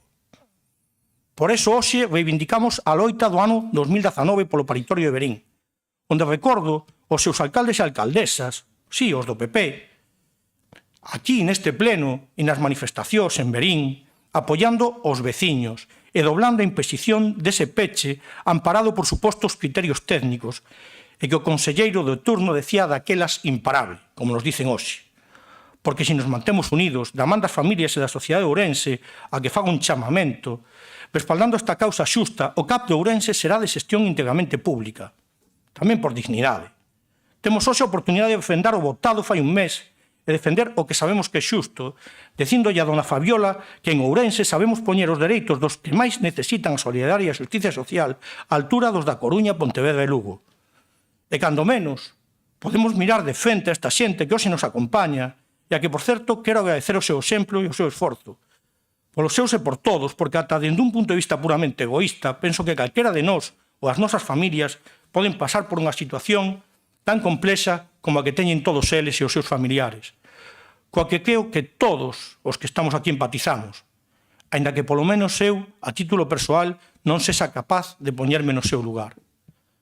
Por eso, como representante da ciudadanía de Ourense, tanto a democracia orensana, como representantes do Partido Popular, como do PSOE, como os compañeros do BNG, hoxe creo que nos toca loitar polo compromiso e a palabra dada. E máis, estou ben seguro de que se a votación fora secreta, o resultado favorable sería case unánime. CAP público de xestión pública, como se asinou naquel xa lonsano 2016. Den o paso, non se rindan e xuntos coa ciudadanía de Ourense conseguiremos o que é de xustiza. Nada máis, moitas grazas. Moitas gracias. PSOE. Moitas gracias, presidente. Bos días a todos e a todas. E gracias aos componentes da plataforma e outras persoas que nos acompañan. Despois de asistir a esta nova declaración e posicionamento firme de Eva, nai e voceira da plataforma, resulta aínda máis dolorosa a súa testemunha. Despois dun mes de coñecer que a Xunta de Galicia, a conselleira de Política Social, Fabiola García Martínez, decidiran unilateralmente, con alevosía e nocturnidade, en pleno Nadal, entre os agasallos e as uvas, acochar esta decisión de licitar de novo o CAP de Ourense, dirixido e reservado a entidades sociais para a súa xestión, desbotando o compromiso asinado por todos os grupos políticos do Parlamento no ano 16 e todas as iniciativas de defensa do modelo de xestión que pedimos para este centro de Ourense, desouvindo as xustas reivindicacións das familias e da plataforma nas súas demandas, que non son outras que pedir un centro de xestión pública e directa, igual que teñen as outras 3 provincias galegas en Chapela, Sarria e as Xubias. Gracias de novo, Eva Gutiérrez, e gracias tamén Ramón Sestallo, presidente do CERMI. Nunca puxemos en dúbida, polo menos dentro do noso grupo, o voso encomiable esforzo de traballo e a vosa profesionalidade xestionando centros.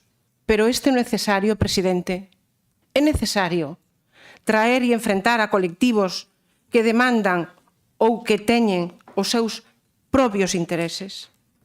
Señor presidente, vostede no pleno do 20 de 12 de 2024 decía, por coherencia, co que ocurre con outros centros destas características, debe ser xusto solicitalo. E yo fixen chegar á Xunta de Galicia e agora lle chega a proposta deste acordo unánime. Que mudou dende entón? Unha chamada ao redil. Na memoria de xustificación que está colgada na plataforma de contratos de Galicia, invocan a Lei 9/2017 de 8 de novembro de contratos do sector público e rebuscan na disposición 48ª donde se establece que se poderán reservar contratos a entidades de iniciativa social sempre que cumplan unha serie de requisitos. Este é un contrato de regulación armonizada polo seu importe e mesmo pode aterrizar aquí un grupo procedente do estranxeiro. Ante a insensibilidade da conselleira e do Goberno galego do Partido Popular, ante o desleixo para cumplir coa palabra dada coas familias, ante o desprezo dos representantes políticos da sociedade ourensá que neste plenario votamos por unanimidade o mes pasado unha moción de apoio demandando un centro público de xestión pública e directa, só cabe pensar que vostedes actúan de boquilla, que non teñen ningún peso no Partido Popular e que menten as familias e os veciños e veciñas de Ourense para tapar os intereses do seu partido que goberna en Santiago. Vostedes non están legitimados para gobernar esta provincia por moitos motivos, pero neste caso porque non dan solución aos problemas diarios das familias, das persoas con discapacidade de Ourense. Pero, ollo, que podemos ser calquera, en calquera momento. De ser así, seguro que miraríamos o problema dende outra perspectiva, cando nos veñen mal dadas. Vostedes que tardaron 8 anos en construir un centro e agora entraron as presas para licitar a súa xestión indirecta en lugar de facelo de xestión pública directa como os 3 que hai en Galicia, justificando carecer de persoal para facer a selección, mentíndolle de novo a cidadanía. Só hai que mirar as listas de contratación pública na Xunta que están colgadas e son públicas por categorías para comprobar que pódese facer a selección cando se queira. Segundo os sindicatos das administracións públicas hai en Ourense, só en Ourense, 169 psicólogos e psicólogas e 246 traballadores sociais ou traballadoras sociais esperando para ser contratados, seleccionados e contratados. Menten de novo para engañar as familias e a sociedade ourensá, pero non lles importa. Antes de onte, unha diputada do PP de Lugo defendía a moción na Xunta, no Parlamento da Xunta, ao respecto da privatización do centro de Ourense, nun intento de non queimar os diputados e diputadas por Ourense, para defender o indefendible, porque Lugo sí que ten un centro de xestión directa, e facíao sen decoro, mesturando un problema persoal cos intereses das familias, o dedo tentando tapar a lúa, e de novo as mentiras, e a vontade do Goberno galego de menospreciar a provincia de Ourense. Vostedes, na procesión dos caladiños, baixando a cabeza e premendo o botón para votar en contra. E como vos e xenerosos cos seus, tentando ser comprensivos da nova aldraxe á cidadanía de Ourense. A peor política do PP non chega a Galicia. E aquí xa estaba con Feijóo, agora con Rueda. E vostedes no camarote dos hermanos Mars, mudando os votos sin atender a cidadanía. Que máis dá? Esta moción levouse en algúns concellos onde vostedes son concelleiros ou concelleiras ou alcaldes ou alcaldesas e xa votaron en contra. Polo tanto, explíquenllo ás familias, explíquenllo ás persoas da discapacidade por que este cambio en tan solo un mes. Moitas gracias e de momento nada máis. Moitas gracias. Democracia non. Partido Popular.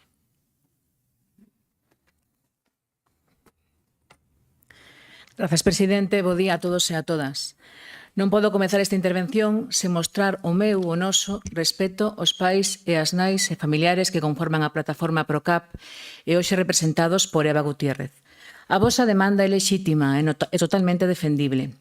Como nais e pais entendemos perfectamente a vosa constante preocupación, os vosos medos, as inquedanzas neste momento, no que non temos datos concretos para facer ningunha valoración obxectiva ao respecto. Efectivamente, non é hoxe a primeira vez que temos este testemunho, e si no seu momento esta Deputación de forma unánime votou a favor de instar a Xunta de Galicia para que este centro tivese unha xestión pública e directa. Nesas tres ocasións, o debate estaba en elixir entre xestión pública ou xestión empresarial. Hoxe o debate non é ese. Hoxe temos información concreta, información precisa e que é necesario avaliar. Non podemos, nin creo que debamos, por ética e por humanidade, incidir nesa mensaxe porque estaríamos equivocando a sociedade en xeral, pero, sobre todo, e o máis grave, as familias preocupadas, preocupadísimas e que aquí son o importante o igual que os seus fillos. Temos que falar de datos certos porque só así teremos garantía, información e seguridade. Estamos falando de xestión por parte de entidades sociais sen ánimo de lucro. E isto é moi importante.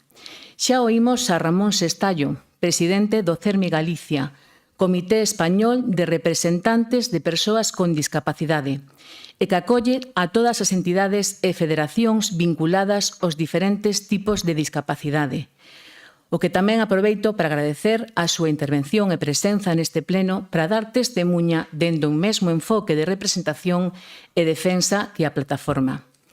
Oímos a importancia que no avance dos colectivos de persoas con discapacidade e, por ende, do avance desta sociedade nosa, tivo sempre o terceiro sector, como se lle chama as entidades sen ánimo de lucro. Pola súa experiencia, os seus datos obxectivos sobre o número de persoas atendidas, o número de centros xestionados, o número de profesionais de atención, entre outros elementos, a súa vocación asistencial, como dixo Ramón, é de calidade e está impresa no seu ADN. Pero agora quixera falar de cuestións e datos concretos. Esta Diputación mantivo reunións coa Xunta de Galicia para obter toda a información posible sobre o noso centro, o centro da provincia de Ourense. E, demais, fixemos un traballo técnico de estudo e de valoración dos pregos que rexen esta contratación. Agora coñecémolos. Podemos poñer datos en riba da mesa e facer valoracións. Non especulamos, temos condicións, exixencias, sistemas de control, obrigas, cara ás familias, profesionais e demais. E con esta valoración dicimos que creemos sinceramente que se trata dunha xestión garantista. Estará suxeita a iguais regulamentos de funcionamento, de acceso a prazas de utilización, que a xestión pública e será sempre e únicamente a Xunta quen outorgará e trasladará ás persoas usuarias. Garántese unha canle de comunicación directa entre familias e Xunta que terá resposta sempre. Unha canle que non terá que pasar pola entidade xestora de non querer así as familias. Garántese un control, inspección rigorosa, exixente, ademais de continua. Garántese que a xestión terá que atender directa e inmediatamente todas as instrucións ou directrices que a Xunta lle faga chegar. Garántese que a entidade terá experiencia e solvencia pedíndolle garantías dos últimos 3 anos. O centro é de titularidade pública, cunha inversión total de máis de 10 millóns de euros e, en consecuencia, a entrega do centro a esta provincia aos seus usuarios e familias totalmente equipado e dotado. Asúmese xunto coas obrigas derivadas da condición de propietaria da Xunta de Galicia. O único que se contrata é a xestión e para iso estáse a exixir, de acordo aos pregos xa publicados, o seguinte: unha ratio de profesionais de atención directa rigorosísima. Falamos dun ratio mínimo de 1:1,02 para atención a persoas dependentes con TEA ou de 1,03 para dependentes con dano cerebral adquirido, por simplificar. Estamos falando de que se exixe un ou unha profesional de atención directa para cada 1,03 ou 1,02 persoa usuaria. Exíxese, ademais desta ratio, que incido é o mínimo, un perfil de profesionais concretos. Falamos de médicos, psicólogos, traballadores sociais, terapeutas ocupacionais, cuidadores, entre outros, igual que a que se exixe nos centros de xestión pública directa. Persoal que se lles preocupa a súa estabilidade, o prego contempla a obrigatoriedade da subrogación dos traballadores. É dicir, se cambia a entidade, os traballadores seguirán formando parte do CAP. Pero neste caso, repito, son exixencia mínima. Significa que na oferta que se presente poderán mellorar e será valorado a mellora en número de profesionais e en coeficiente, por exemplo. Un ratio, ademais, obrigada, en a que non se computan baixas, excedencias, permisos, licencias. Que significa isto? Que estes profesionais, tanto por titulación como por número de persoas e tipo de xornada laboral, teñen que estar no centro. Non vale que se alegue que estén de baixa ou de vacacións. Isto é rigoroso de non cumplir o motivo de resolución do contrato. E sempre a Xunta de Galicia estará invixiando o igual que todos nós. Teño que terminar. Ten que rematar. Pois quédame un pouco. Ele non... Tamén se pasaron de tempo. Bueno, un pouco máis, pero non somos rigurosos nos tempos, pero temos que... A Xunta é certo que ten centros similares con outro tipo de xestión, pero estamos falando de centros que levan máis de 20 anos en funcionamento. En este caso apostan polo terceiro sector, que teñen estructura, unha estructura que antes non tiñan. En este caso, pois consideran que seleccionan os mellores para poder controlar este servicio, que neste caso é o tercer sector. Falamos dun sector que nos fixo avanzar a todos, sobre todo as administracións, abréndonos os ollos ante necesidades que quizáis como sistema burocrático non detectamos a tempo. É que estamos a falar dun sector que conseguiu unha reforma na Constitución, que en 45 anos houbo 3, e só unha foi promovida por un movimento que non era político, e foi a través do CERMI, dignificando o papel, neste caso, das persoas con discapacidade. Eu creo que non se debe falar mentre Sí, un por intervino. favor, cando que respeten o turno da palabra, que nadie se interrompiu Gracias. cando falarmos.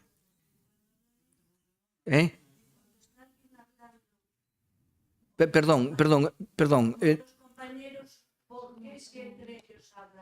Como? Pero vamos a ver, usted, mire, no pleno... No, mire, por favor, non vamos a entrar en detalles. Pero vamos a ver, estamos falando de persoas invitadas, creo que fomos respetuosos completamente. Estaba falando con persoas invitadas e creo que fomos respetuosos completamente. Estamos deixando que simplemente que interveña, que deixen falar, non? Creo que non é tanto pedir. Bueno, pois entonces non vamos a liarnos máis, por favor. Bueno, porque creo que xa levaban un rato que en donde se empezaba a entender xa con dificultade o que decían. Creo que non fomos ao principio de todo. Porque esta presidencia é respetuosa con todo o mundo, nin cos tempos, nin con tal, deixa falar a todo o mundo. Pero, bueno, levamos un momento xa que o tema xa parece que fala máis a ustedes que a nós. Entón, simplemente por ese motivo. Creo que non a primeira que abrir unha boca lle chamamos a atención, non? Levábamos un rato xa importante. Por lo tanto, simplemente pedimos que deixen terminar, nada máis. Bueno, pois neste caso, pois a entidade que a xestione non vai ter que amortizar ningún tipo de gasto porque está todo contemplado a través do edificio que se presta e a través, lóxicamente, do coste dos traballadores. Eu si quero incidir que tamén non podemos empregar un doble discurso, porque aquí os que presentan a moción, e deixo marche, por certo, a plataforma, que para min non son políticos, son persoas preocupadas e que sufren polos seus fillos e familiares, pero nós, os que están aquí diante, e nós tamén, estamos a atacar a xestión privada incluso das entidades sociais cando os partidos que vostedes representan, cando gobernaron a Xunta, externalizaron o 70% das prazas de residencias, ou o 70% dos concellos que goberna o PSOE e o BNG teñen externalizado o sistema do SAF que atende tamén a persoas vulnerables, que son as persoas maiores e, sobre todo, as dependentes.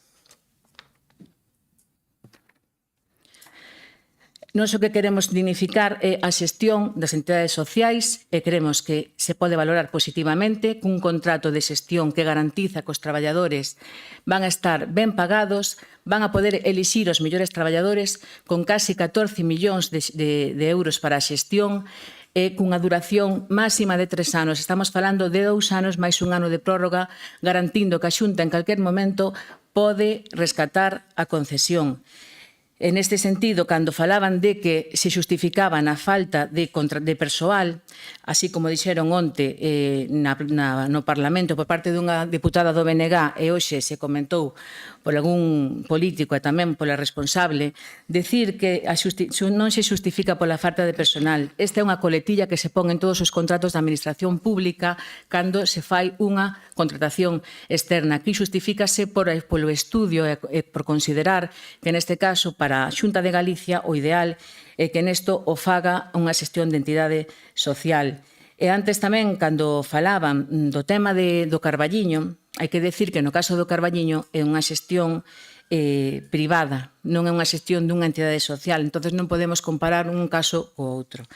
Simplemente para acortar, porque xa que me recorta o presidente, decir que neste caso nós imos a votar en contra desta moción porque non é o debate no que habíamos falado anteriormente, isto non é unha xestión empresarial, é unha xestión dunha entidade social. Nós si cumplimos dando de traslado á Xunta de Galicia dos acordos que aquí se tomaron e pedimos incluso que a Xunta de Galicia sentara cas familias.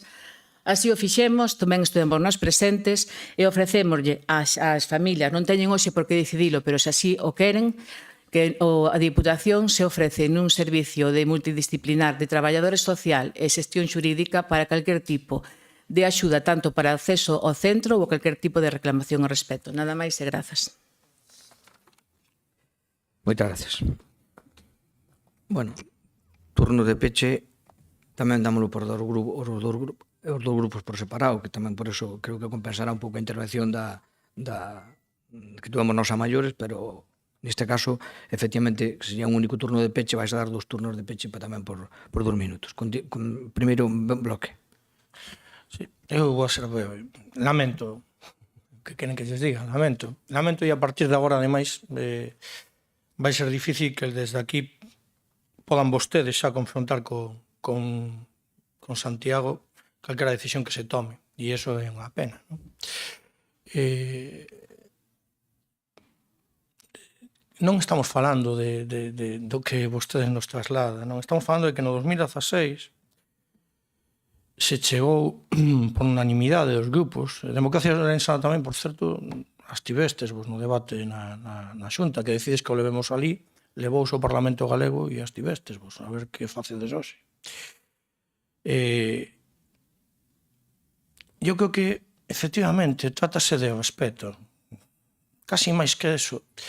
Mire, eu non teño nin a máis remota idea de por que a conselleira non foi capaz de convocar as familias nos 6 anos e 4 meses que leva a fronte da consellería.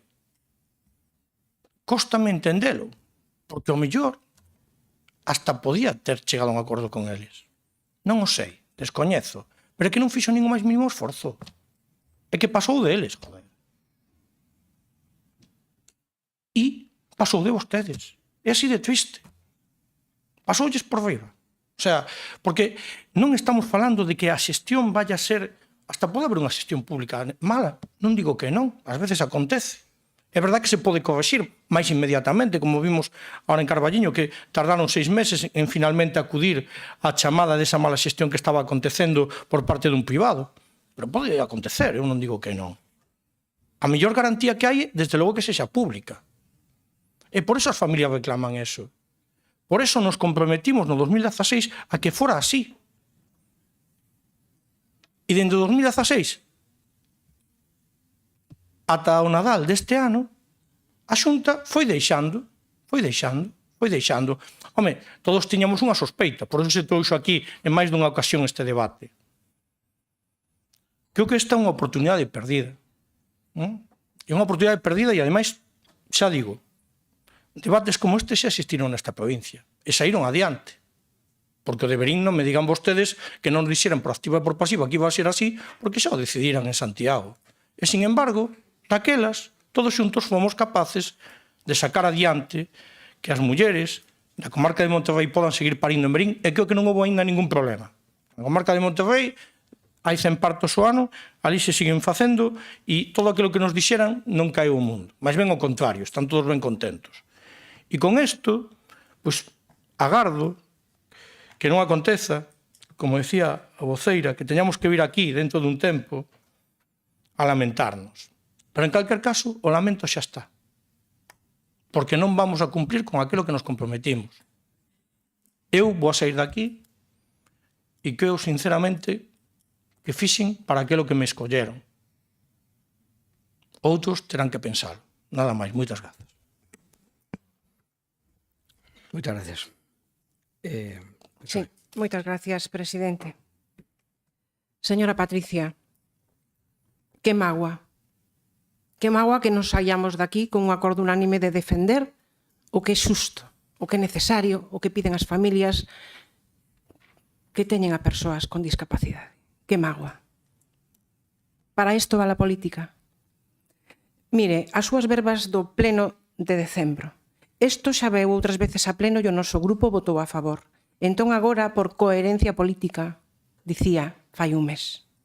Por empatizar con Bosco, dicía fai un mes. E por poñernos diante que quede claro a provincia, os veciños da nosa provincia, pero sobre todo as persoas vulnerables con respecto de cualquera ideoloxía política. Todo de boquilla. Que magua. Hipocresía, tamaño descomunal. Datos certos nos acaba de relatar extensamente que veñen recollidos nos pregos. Non fai falta. Están colgados na plataforma de contratos de Galicia. Non fai falta traer eses datos aquí para agochar unha decisión que está tomada dende Santiago. E vostedes a obedecer. Estamos ante un ordeno e mando da Conselleira e do Goberno galego. E vostedes a obedecer, deixando tiradas as familias.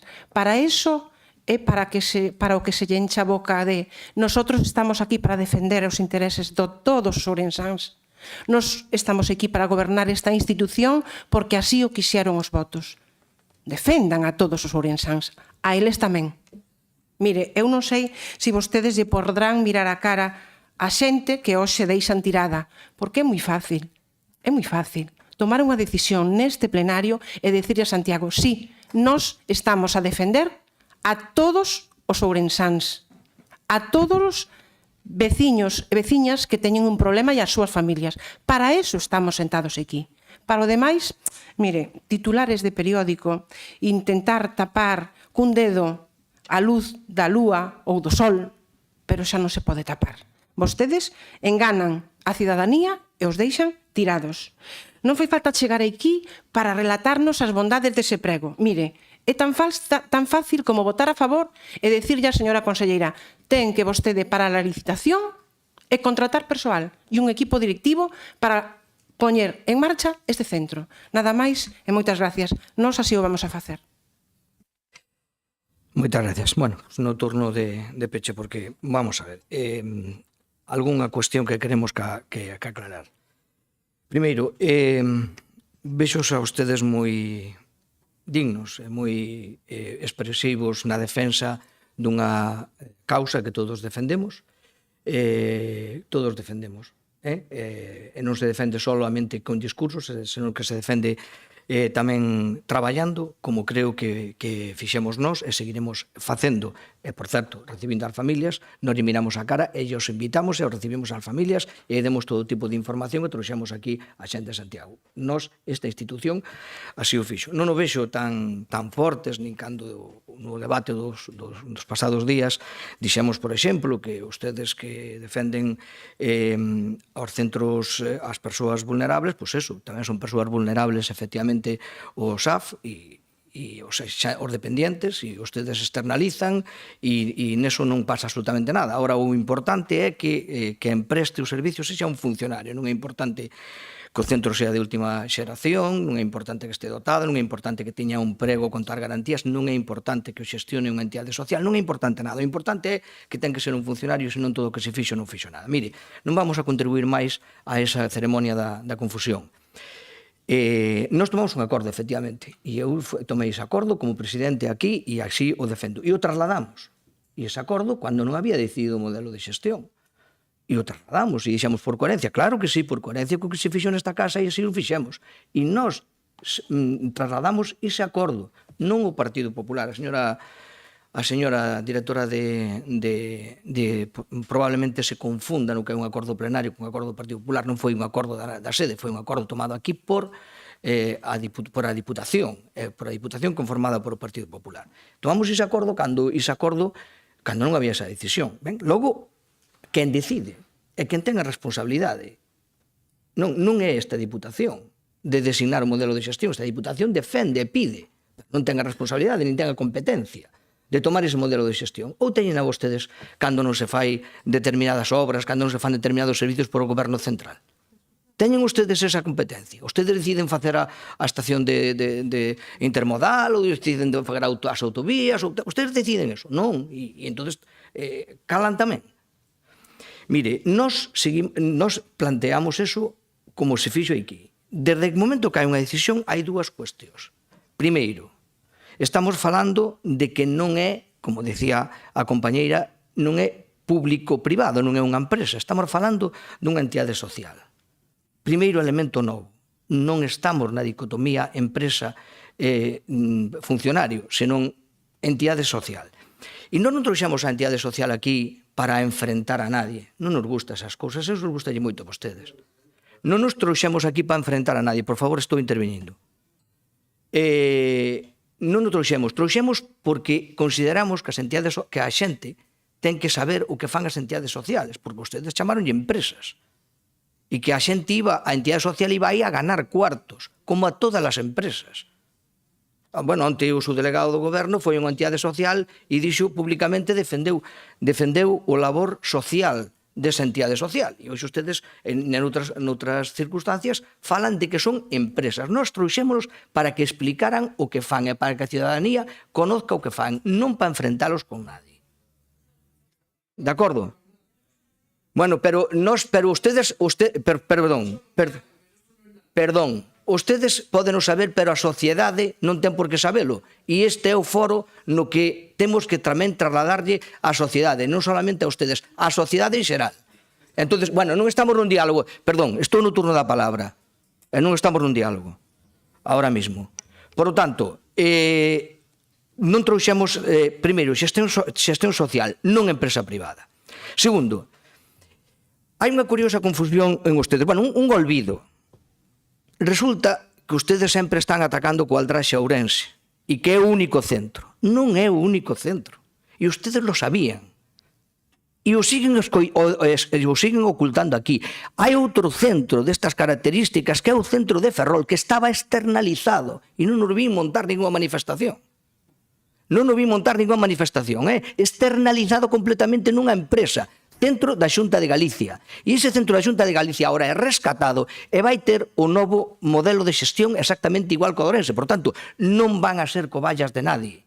Coballas, en todo caso, podrían haber sido os que recibiron a externalización. Por lo tanto, segunda cuestión que cambiou, segunda cuestión que mudou. Moi importante. Despois, no que nos piden vostedes, nós efectivamente, na noso ámbito, nós recibimos, insisto, a plataforma que foi que nos pediu a reunión.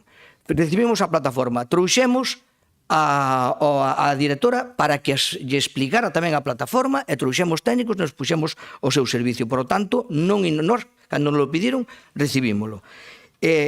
Remato xa. A decisión de hoxe non... Bueno, antes houbo, como ben di vostede, un debate no sitio do que ten que haber o debate, neste caso, que aquí ten que haber outros debates. Pero neste caso, onde ten que haber o debate político é no Parlamento de Galicia, porque é unha decisión da Xunta de Galicia. E entonces, igual que aí foi onde se debatiu e onde creo que incluso as familias estuveron ali presentes.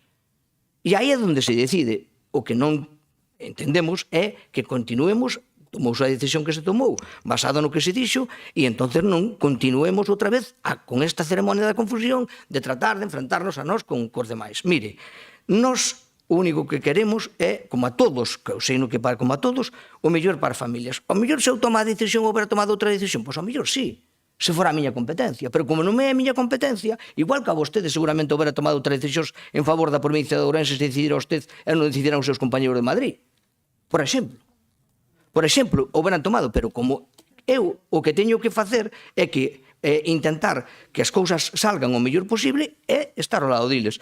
E nós no que fixemos foi eso, recibilos, poñernos á súa disposición se queren. E creemos que non se pode demonizar toda esta decisión que se tomou porque, insisto, é bastante diferente do que dixemos no outro día. É dicir, nestes momentos estamos falando dun centro público con normas públicas é xestionado por unha entidade social. Non estamos falando dun centro privado nin xestionado por unha empresa que queira gañar diñeiro. A partir de aí, pois, efectivamente, nós trataremos primeiro de que empece a funcionar, porque xa leva moitos anos de retraso. Que empece a funcionar e que funcione ben, e estaremos expectantes e a disposición das familias para que se teñen, para que se os podemos axudar ou funcionen algunha cousa mal, que botarlle esa man, e do resto non nos queda máis que terminar con esta ceremonia, pois de traer e petar ca cabeza contra a parede, cando aquí non vamos a arreglar nada nesta casa. Xa expresamos a nosa vontade, xa decidiron onde tiñan que dicir que son os competentes. Por lo tanto, iso é o que vamos a facer hoxe. Terminar, din o debate, sigan dando o debate onde teñan que dalo. Pero non din o debate nun sitio onde non temos capacidade de decidir. Eso é o resumen de todo. Mais nada.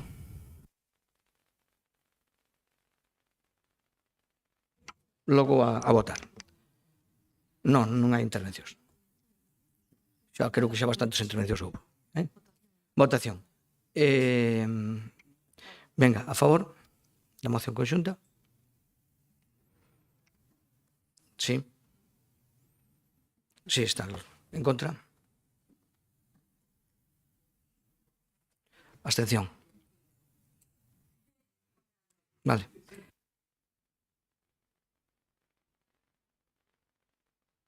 Matado por este punto. Seguimos.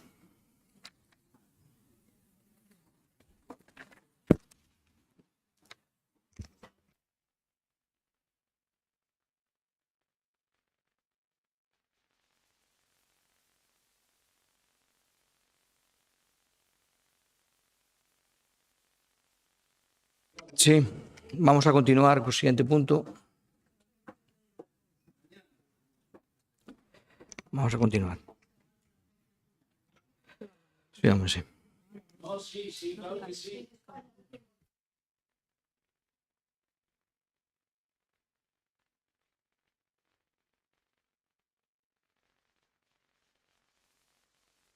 Bueno, vamos a continuar co siguiente punto do orden do día, que é a moción deste caso, o punto 8, a moción do Grupo Socialista para a adopción dunha estrategia ampla e efectiva para a protección frente aos riscos asociados ao gas radón. Ten a palabra, neste caso, o diputado Brentino. Gracias de novo, presidente. Bueno, pois, en primeiro lugar, decir que despois dunhas conversas que tuvemos co grupo do Partido Popular e dunha proposta que houve para chegar a un acordo de moción conxunta, porque realmente do que se trataba con esta moción é de que cheguemos a un acordo e de que se saque pa diante. O texto definitivo creo que xa teñen todos os compañeiros e compañeiras diputadas e diputados. Polo tanto, eu non sei se o que procede primeiro, se falar desa ou unha vez que o texto está xa consensuado o texto do acordo, pois pasamos á defensa e votaremos realmente o texto consensuado. Moitas gracias. Ben, pois cada ano morren en Galicia uns 110 galegos e galegas a causa do radón. Non estamos a falar dun problema menor ou dunha cuestión anecdótica, senón dunha amenaza real para as nosas veciñas e veciños que afecta a miles de persoas na provincia de Ourense e que está a custar moitas vidas. Segundo os estudos do Laboratorio de Radón de Galicia, o 70% do territorio da nosa comunidade ten un elevado potencial de radón. A nosa provincia é unha das zonas con maior concentración deste gas en España. Segundo o mapa do radón en Galicia, 63 concellos da provincia de Ourense presentan un nivel de máis de 300 bequerelios por metro cúbico, en máis do 10% do seu parque de vivendas, e ata un 23,2% da totalidade das vivendas analizadas na totalidade da provincia superan os límites de seguridade recomendados pola Unión Europea. Decirlles que de todos os concellos que estamos representados aquí neste plenario, prácticamente un 90 e poucos % estamos por encima destes niveles. En comarcas como Allariz, Maceda ou Terras de Tribes, máis dunha de cada 3 vivendas presentan niveis perigosos. En municipios como San Cibrao das Viñas, Allariz e Pereiro de Aguiar, preto do 40% das vivendas superan os 300 bequerelios per metro cúbico, o índice considerado de alto risco. E se analizamos os datos a nivel provincial, dos 304.467 habitantes de Ourense, máis de 70.000, é dicir, un 23,27%, están expostos a niveis de radiación superiores a eses 300 bequerelios metro cúbico, e máis de 30.000 vivendas superan este índice de referencia. Vivir nun ambiente con máis de 300 bequerelios por metro cúbico de maneira continuada implica recibir unha dose anual de radiación ionizante de aproximadamente 17,6 milesieverts, o que multiplica por máis de 17 veces a radiación permitida para a poboación en xeral. O radón é un gas incoloro e inodoro que provén da desintegración do uranio presente no subsolo, especialmente en terreos graníticos como os da nosa provincia. Filtrase nos edificios a través de gretas e materiais de construción e, ao ser inhalado, as súas partículas radioactivas poden provocar danos nos pulmóns. De feito, a Axencia Internacional de Investigación en Cancro clasificou o radón como carcinógeno do grupo 1, o que significa que existe evidencia científica concluinte de que causa cancro de pulmón. Cada ano estímase que en España morren máis de 2.000 persoas por cancro de pulmón asociado á exposición ao radón.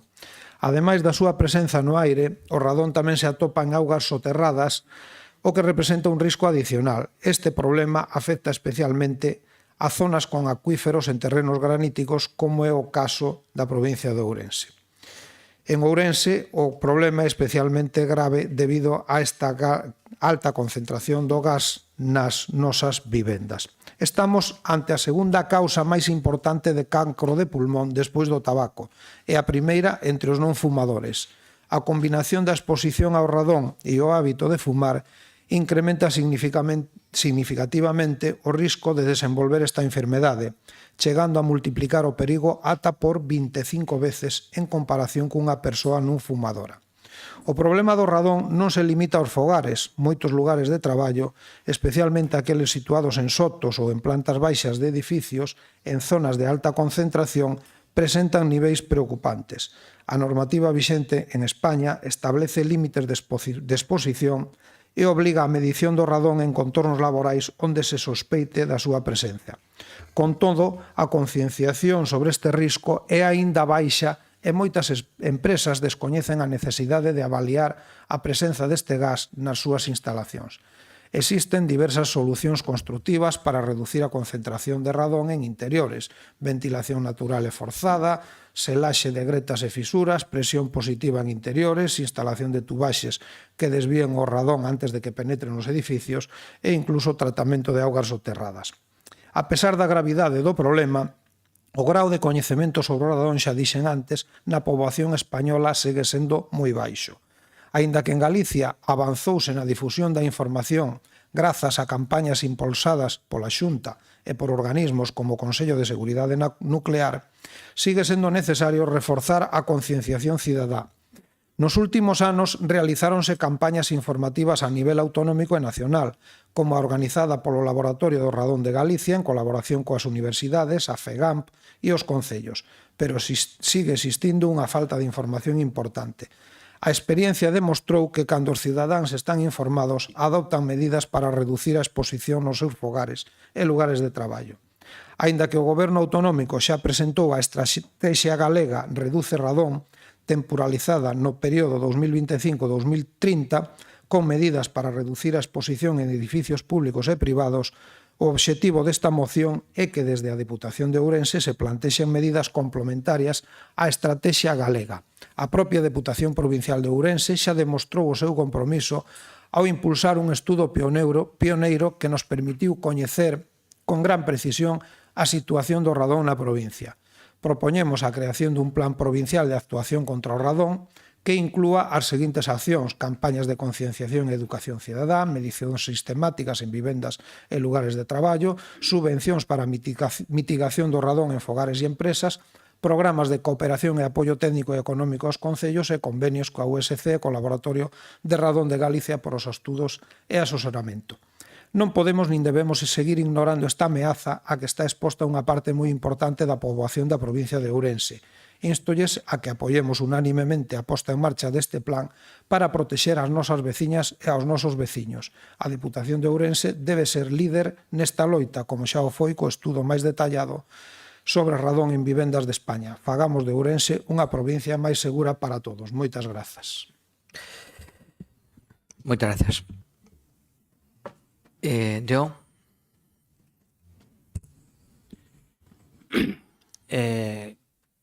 Pensamos que es una buena idea y por lo tanto la vamos a apoyar.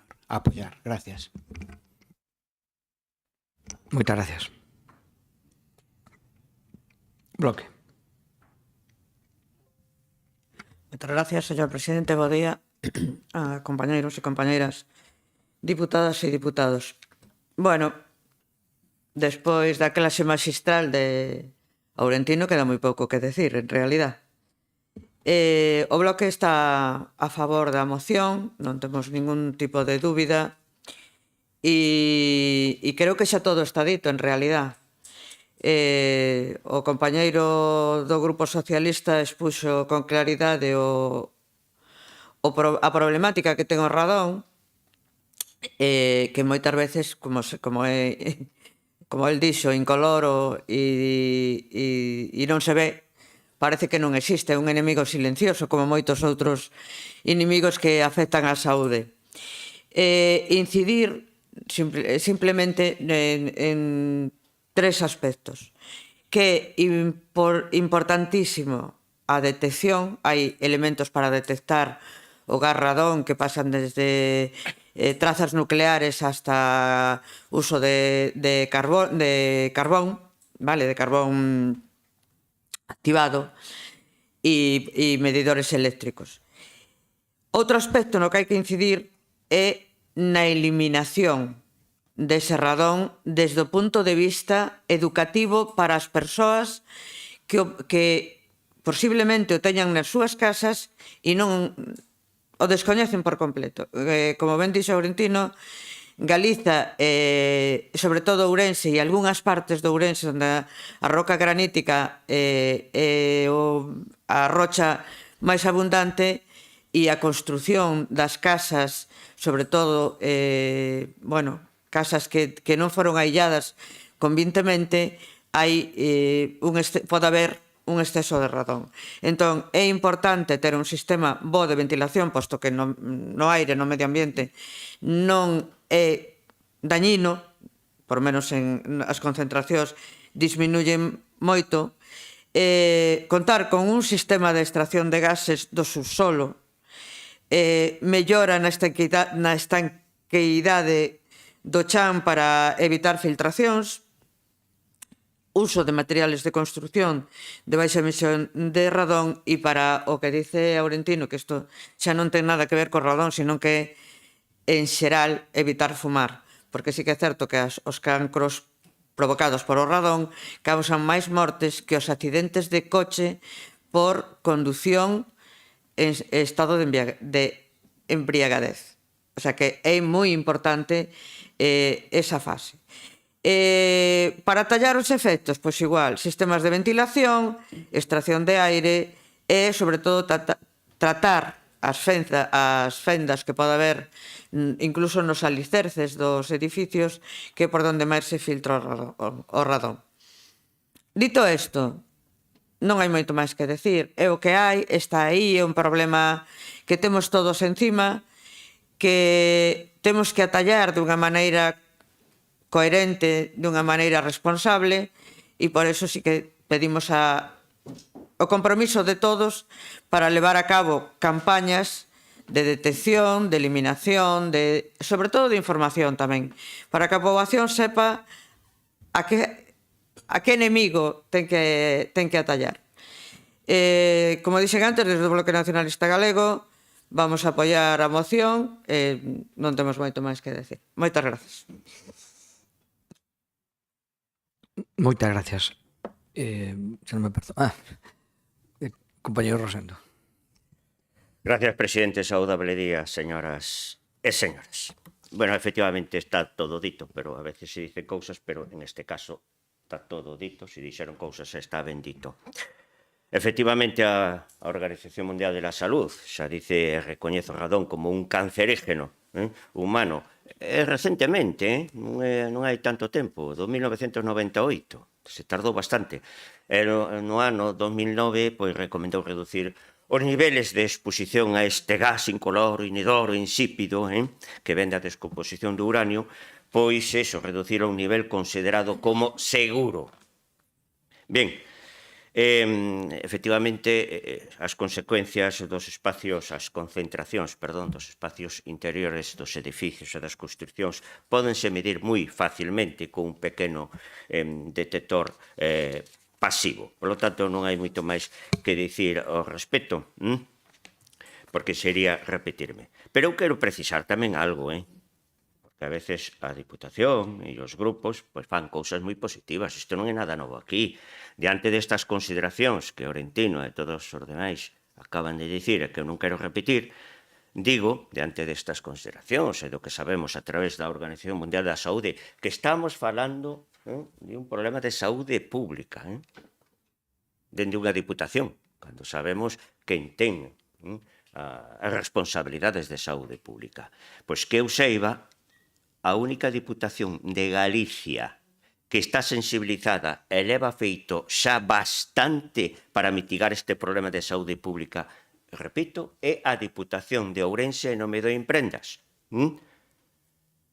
Leo textualmente: a concentración de gas radón en vivendas ourensáns detallada nun estudio apoiado pola Diputación de Ourense. E isto ven xa de antaño, O mapa é o resultado dun estudio impulsado pola Diputación de Ourense realizado polo Laboratorio de Radón de Galicia da Facultade de Medicina de Santiago de Compostela. E o que dixo Orentino, efectivamente, está aquí. Temos o mapa. Pero temos o mapa porque hubo grupos políticos, en este caso o Partido Popular, o 23 de xuño de 2017, e o BNG da Diputación de Ourense tamén en xuño do 2017, que trouxeron sendas iniciativas, mocións, para tratar aquí. A do Partido Popular non é porque queira arremar a ascua, é que a presentou primeira, a presentou o 23 de xuño de 2017, pon unha moción na que leo textualmente: se insta o Goberno provincial a realizar un estudo e crear un plan de actuación para o control de niveles de radón nas dependencias municipais dos concellos da provincia. 4 días despois, o BNG, o seu portavoz daquela, Ramiro Rodríguez Suárez, trae unha moción sobre a presencia do gas radón da nosa provincia. Por lo tanto, o que estamos traendo aquí non é nada novo. Pero o resultado foi que, debatido o tema no pleno do 28 de xullo de 2017, se aprobou por unanimidade de todos os grupos políticos que constituían o plenario en aquel momento, incluído, por certo, Deo, que estaba don Armando Ojea. De acordo? Por lo tanto, en aquel momento chegouse a un acordo que vou, eso sí, dicilo aquí, porque o que fixemos entre o Grupo Socialista máis o grupo do Partido Popular, representados por Aurentino e por min, por os que lle fala, é que daquela díxose crear un programa de cooperación, digo que foi por unanimidade, para os concellos da provincia de Ourense de menos de 20.000 habitantes interesados no control e eliminación do gas radón nas súas instalacións, e que o Goberno provincial, en convenio coa Universidade de Santiago de Compostela, realiza os estudos necesarios para controlar e erradicar o gas radón nos concellos adscritos previamente ao programa de cooperación. E o terceiro punto, que polo Departamento de Prevención de Riscos Laborais da Diputación de Ourense, que para iso está, se elaboren informes periódicos sobre a posible presenza do gas radón nos edificios provinciais e a exposición dos traballadores a este gas, que se adoten, e se o caso, as medidas oportunas. Que pasou?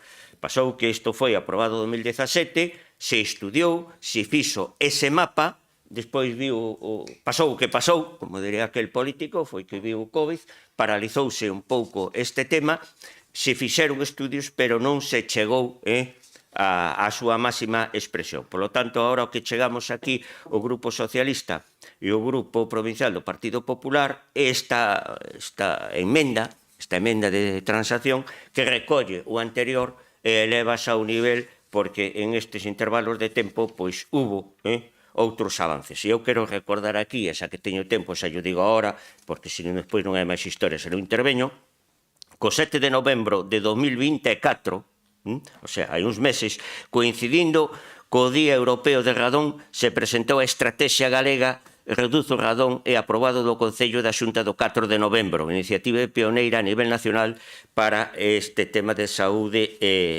público, e trae as medidas previstas, etcétera, etcétera, e quero recordar tamén, porque a mellor foi algunha das discrepancias maiores, que non houve ninguna con Grupo Socialista, en este caso con Aurentino, que as axudas da Xunta de Galicia para a reducción e mitigación do gas radón están recollidas, por lo tanto, hai axudas a donde os concellos e as institucións poden votar man, e hai unha resolución do 30 de novembro do 2024 que dice textualmente, só lo recollo o que nos interesa aquí, que dentro de las actuaciones de habitabilidad también serán subvencionables las obras que eviten la entrada en el edificio de gas radón a la adopción de medidas que garanticen su eliminación del interior de viviendas. O sea, xa se está facendo medicina preventiva, e tamén hai outra cuestión. Ahora todas as construccións que se fagan teñen que levar o control do gas radón. Por lo tanto, eu creo, xa non vou ler a transacción a que chegamos, pero creo que recolle a sensibilidade de antes e expresa as novas responsabilidades que nos cinxen a partir de agora.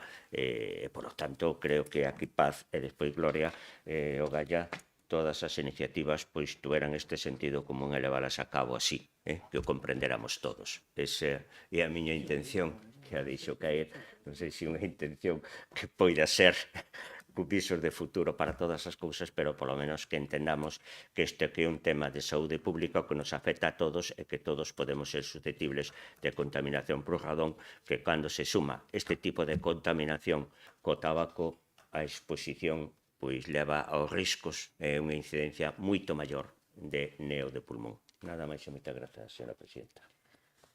Moitas gracias. Por parte do Grupo Socialista, Aurentino. Ben, pois eu agradecer a disposición de todos os grupos a apoiar a moción. Eu, desde logo, confiaba en que así fora, porque... Perdón, Marta, pero tiñamos a palabra no Bloque Nacionalista Galego. Bueno, Democracia Ourensana... Non pasa nada. Claro, pechan eles. Pero non tuvemos segundo turno. Perdón. Bueno, sí, vale. É un grupo propoñente hasta... Vale. Correcto. Segunda quenda. Correcto, hai un desfase aí. Ben, pois nada, simplemente eso que estaba dicindo antes, que agradezco, que eu penso que non podía ser de outra maneira. O que sí que pediría... pregaríalle ao señor presidente, aínda que non está ahora presente, é que isto que vamos a aprobar que se poña en marcha cuanto antes, porque cada día que pase pois pode implicar algunha vida, é dicir, cuanto antes actuemos e cuanto antes, sobre todo o tema, eu creo que a clave de todo isto está no tema da concienciación e de que a xente teña o coñecemento, porque o que falábamos antes, eu outro día puña un exemplo e foi como providencial ali, estando ali no barco con un par de coñecidos, os dous estaban falando do tema do radón e un deles pois era descoñecedor total e absoluto e ten un despacho nunha planta baixa, estaba moi preocupado polo tema e non descoñecía absolutamente todo, estaba preocupadísimo. E outro, que é unha persona que conoce o tema perfectamente, no seu edificio, na súa vivenda, pois xa instalou sistemas disuasorios, extracción, etc. E incluso levaba no móvil unha app que lle estaba dando en cada momento a situación dos niveles de radón e podía actuar, etc. Quero dicir que cando un coñece o tema, cando un coñece o problema e cando un sabe que ese problema ademais lle pode afectar a él directamente e a toda a súa familia, porque aquí non é o caso dun fumador, eu fumo ou deixo de fumar, e se eu non fumo, pois ao mellor non teño tanto risco de ter cáncer de pulmón, cancro de pulmón. Aquí neste caso os afectados é toda a familia ou todos os habitantes que viven nesa vivenda. Polo tanto, eu creo que cuanto antes actuemos, antes podremos axudar probablemente a salvar algunha vida. Moitas gracias. Moitas gracias. Por Democracia Orensana, non? Bloque? Nada, engadir solamente que as iniciativas están precisamente para eso, para buscar solucións. Non é malo volver a traer unha temática como agora Radón precisamente para pôr en marcha todas esas medidas que Rosendo nos foi relatando, que é de agradecer, e así o facemos constar e queremos que sea así. E para rematar, a ver, o problema é grave, está aí. Por un exemplo, en Carballiño o conservatorio está fechado precisamente porque os niveles de radón eran altísimos. Tuveron que desplazar os estudantes deste conservatorio a unhas aulas mentras se arranxa o conservatorio, simplemente con medidas como a instalación de moquetas, que eso está ao alcance sobre todo dos edificios públicos afectados, e nas vivendas privadas, pois como ben falaba Rosendo, de subvencións existentes, que sí, que as hai que valorar e aplaudir, porque realmente é un problema de saúde, como ben decía Rosendo, é un problema de saúde, e temos que traballar neso, temos que traballar en eliminar. Hai que pensar que o radón é radioactivo, como moitos outros elementos, radioactivo é perigoso, e eso temos que ter na cabeza. E a partir de aí, traballar, e axudar a poboación, que é o noso deber. E con isto, nada máis, simplemente a favor da moción, e vamos a traballar conxuntamente. Grazas. Moitas gracias. Rosendo? Todo dito. Saúde. Moi ben. Turno de peche. Gracias, presidente. Pois xa que se acaba vostede de incorporar, como antes lle mandei o recado. Mandei o recado á señora vicepresidenta, simplemente decir que reiterar o que dixen xa antes. Pregarlle que poñamos en marcha as medidas cuanto antes para que, pois seguro que cada día que ganemos, ao mellor é unha vida que tamén ganamos. Moitas gracias. Perfecto, estamos, creo que todos de acordo. Entonces, vamos a votar, que aquí creo que non hai ningún problema. A favor? Bueno, pues aprobada por unanimidade.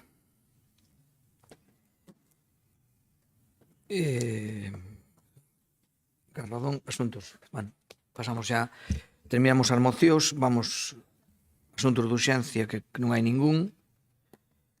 Bueno, comunicación de preguntas, rogos e preguntas. Paso primeiro as que teño por escrito, e depois se queren algunha... Bueno, aí empezo... Bueno, non sei se len ustedes, eu teño por orden. Bueno, primeiro hai un rogo do partido... Sí, un rogo do Partido Socialista, que é que, se queren faguelo, por parte da Deputación Provincial se busquen as fórmulas para ampliar o tema. Queren explicar algo ou... Non. Vale, vamos a ver, por parte da Deputación, en definitiva, se busquen as fórmulas para ver de ampliar os prazos de xustificación recollidos nas blases de cooperación do Cooperou con vistas a dar facilidade aos concellos para levar a cabo as actuacións solicitadas. Bueno, somos todos alcaldes ou concelleiros e todos temos o mesmo interés en que ter o o plazo máis longo para poder xustificar, que todos sabemos, nós demoslle traslado, vamos, por suposto, a Secretaría e tamén a intervención e estamos a dispor diles. Por nós, evidentemente, vontade política de facelo témola todo. O que pasa é que temos unhas limitacións administrativas que, evidentemente, temos que acatar, nada máis. Pero, bueno, iles teñen o traslado, se hai algunha posibilidade de ampliálo máis, se fará, vale? Ben, siguiente, por orden das que teño aquí, tamén do Partido Socialista, pregunta para que é o referido ao do Parque Tecnolóxico, tal. Non sei que se queren explicar ou se queren xa lle contesto. Sí, queríamos preguntar se existe algún proxecto para a construción de novas instalacións deportivas nos terreos do Parque Tecnolóxico ou en cualquier outra localización dentro do Concello de San Cibrao de Viñas. Se ademais de pola Xunta de Galicia estará este proxecto tamén cofinanciado pola Deputación Provincial de Ourense, quen foi o organismo ou entidade que encargou o devandito proxecto, a canto ascende o orzamento deste proxecto e quen vai a sufragar o seu custo. E, ademais das preguntas, solicitamos da Deputación de Ourense unha copia do proxecto e acceso á documentación que forma parte do expediente asociado. Gracias. Moitas gracias. Vamos a ver, como reiteradamente temos dito aquí, hai un problema ao que lle temos que buscar unha solución. Hai un problema e unha necesidade, ao que temos que buscar unha solución, pero xa adianto que non hai ningún proxecto todavía, vale? Estáse traballando na idea para encargar no seu caso o proxecto. A ver, hai un problema que é que os campos do Parque Tecnolóxico están abandonados, estas instalacións están abandonadas, e a verdade é que con relativamente pouca, hai tamén un problema de propiedades, que iso non son da Diputación, ainda que xestionar en algún momento os seus parte desas instalacións, como foi a piscina, bueno, son terrenos da Xunta e algún terreno incluso do Concello de San Cibrao, non? Entonces, o que hai o problema é que eses campos que foron construídos cunha relativa pouca inversión, porque os campos están feitos, sería en moitos casos poñerlle o céspede artificial e no seu caso mellorar vestuarios e demais, pero eso sería relativamente barato. Podíamos facer con prácticamente 3 campos de fútbol que daría solución, e esa idea na que traballamos, que daría solución, porque todo o mundo sabe que na contorna Ourense capital, pois e na contorna tamén, que tamén temos, pero sobre todo en Ourense capital, hai problemas de espacios deportivos, problemas para entrenar sobre todo e para xogar, sobre todo deporte base. Entón, no que estamos traballando é na idea, por suposto, na que se metería a Xunta de Galicia necesariamente, e sería, por suposto, impulsada tamén por a Diputación para optimizar eses campos, ese terreo que ahora mismo está sin uso prácticamente, e realmente construir aí e resolver a necesidade de instalacións deportivas a un precio bastante asequible, creemos, porque moi boa parte do traballo está feito e resolvería o problema, non? Entón, xa non son o que estamos como idea, traballando con xente que sabe do tema para que haxa de alguma maneira un borrador, unha folla de ruta máis ou menos clara respecto, primeiro, do que se quere facer e segundo, dos pasos que temos que dar relativos a administracións, a cesións, a financiación e demais. Estamos eso. Pero non hai ningún proxecto encargado e, por tanto, non temos, como proxecto como tal, non hai, vale? Ben, siguiente punto Meisa. Orentino.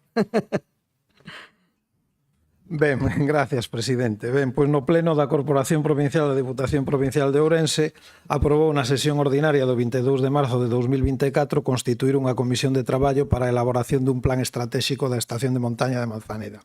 Este grupo comprendía representantes da Xunta de Galicia e da Deputación de Ourense, con representantes tanto do grupo de goberno como do resto dos partidos con representación, así como o alcalde de Manzaneda e a alcaldesa da Pobra de Tribes.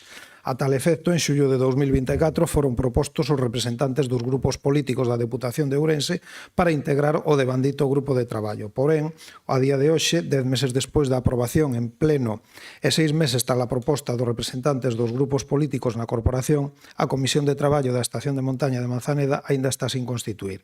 Para cando ten prevista a Deputación de Ourense convocar e constituir esta comisión?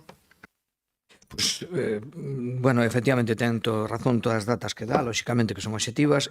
Bueno, ao mellor esta comisión non vai ca rapidez que todos queríamos, pero tamén é certo que non é solamente responsabilidade da Diputación, a maioría de mesa é da Xunta, e, por lo tanto, tamén teñen que participar abertamente eles nesa comisión, e, bueno, pois ao mellor van con un poquinho de máis retraso do que pensábamos. Pero non estuvemos parados, lóxicamente, e vostedes lo saben, porque a nos o que nos preocupaba da Diputación e o conseguimos por a nosa parte e tamén o compromiso e a inmediata execución en período de pouquiños meses, incluso en todo caso antes do brao, é terminar ca débeda que ten a entidade. Por parte da Diputación se fixo ese pago da débeda que lle corresponde e, por lo tanto, primeiro demos de solvencia á entidade e, por outra parte, nos eliminamos eses xuros que son complicados. Por outra parte, efectivamente, incidimos en todos esos programas que se están levando a cabo para intentar que a instalación sea o máis autónoma posible no ámbito financiero.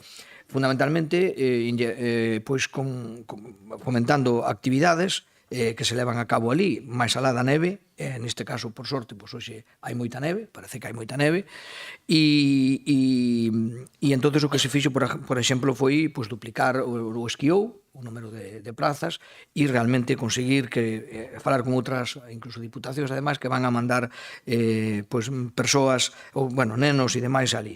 En definitiva, estamos traballando, efectivamente, primeiro no seu funcionamento, na mellora do seu funcionamento, na súa viabilidade económica, no seu funcionamento, e esperamos que en pouco tempo, eu tamén teño que dicir da Xunta que esperemos que en pouco tempo poñamos a funcionar a comisión. Más que nada porque eu creo que todas as ideas que se aporten para mellorar o funcionamento, que ao final é iso, é o que buscamos, non? Mellorar o funcionamento dunha instalación que é absolutamente estratégica nunha comarca que non ten moitas oportunidades de traballo e onde, evidentemente, ese recurso é absolutamente necesario. Así que esperemos que pronto a podamos constituir. Pero, desde logo, non é unha falta de voluntade para nós. Bueno, por a parte do PSOE non teño ninguna máis. Pasaríamos a parte do BNG. Teño aquí un escrito con 5 preguntas. Teatro principal, bueno, como queran ustedes. Se formulan e contestamos ou voulle contestando. Bueno, a pregunta primeira é ben sinxela, relacionada precisamente ca programación do teatro principal. Fixemos unha pregunta na comisión e quedouse en que nesta semana estaría a mañá da pregunta concreta. Sabemos que se presentou xa a programación. En que situación queda o tema dos abonos, non? Porque temos aquí unha información de que non houbo tempo suficiente para sacar a venta o abono habitual. Non entendemos moi ben a que se refire eso, non? Porque pode ser que haxa que minoralo, pero que non haxa abono non o entendemos.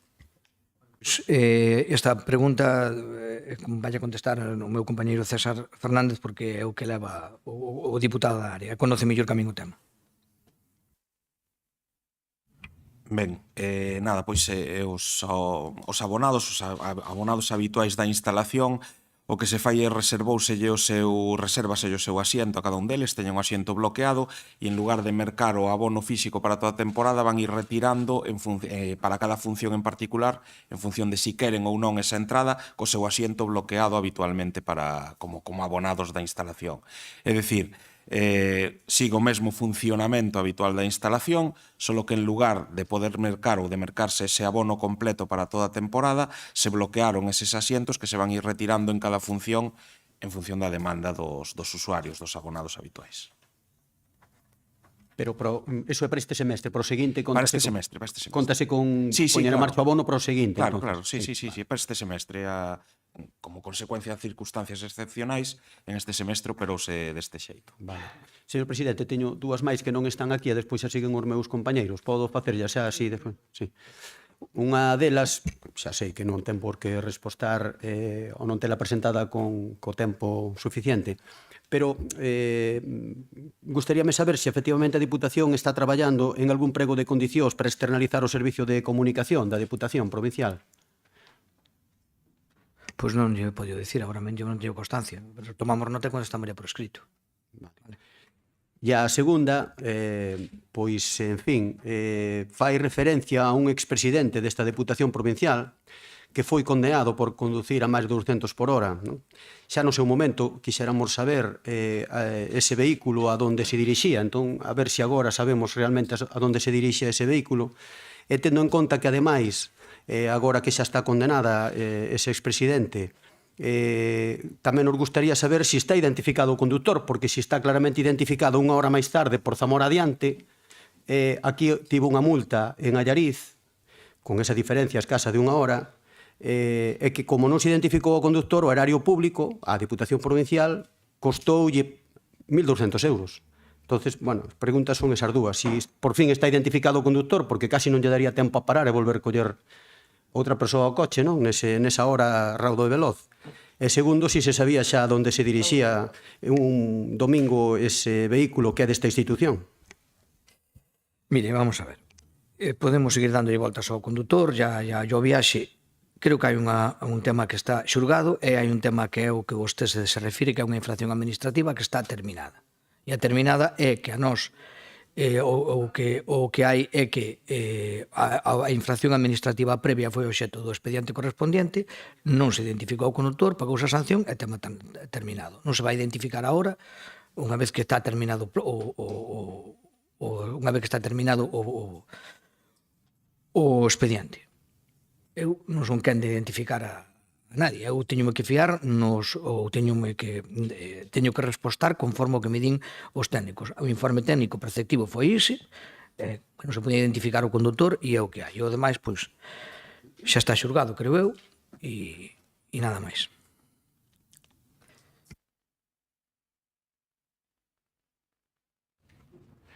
Nada, a primeira que tiñamos, andamos aí Orentino e eu na mesma, que era cando se vai convocar a comisión de mesa, esta xa, evidentemente, xa damos por respostada, que non se sabe. E despois, unha de termalismo é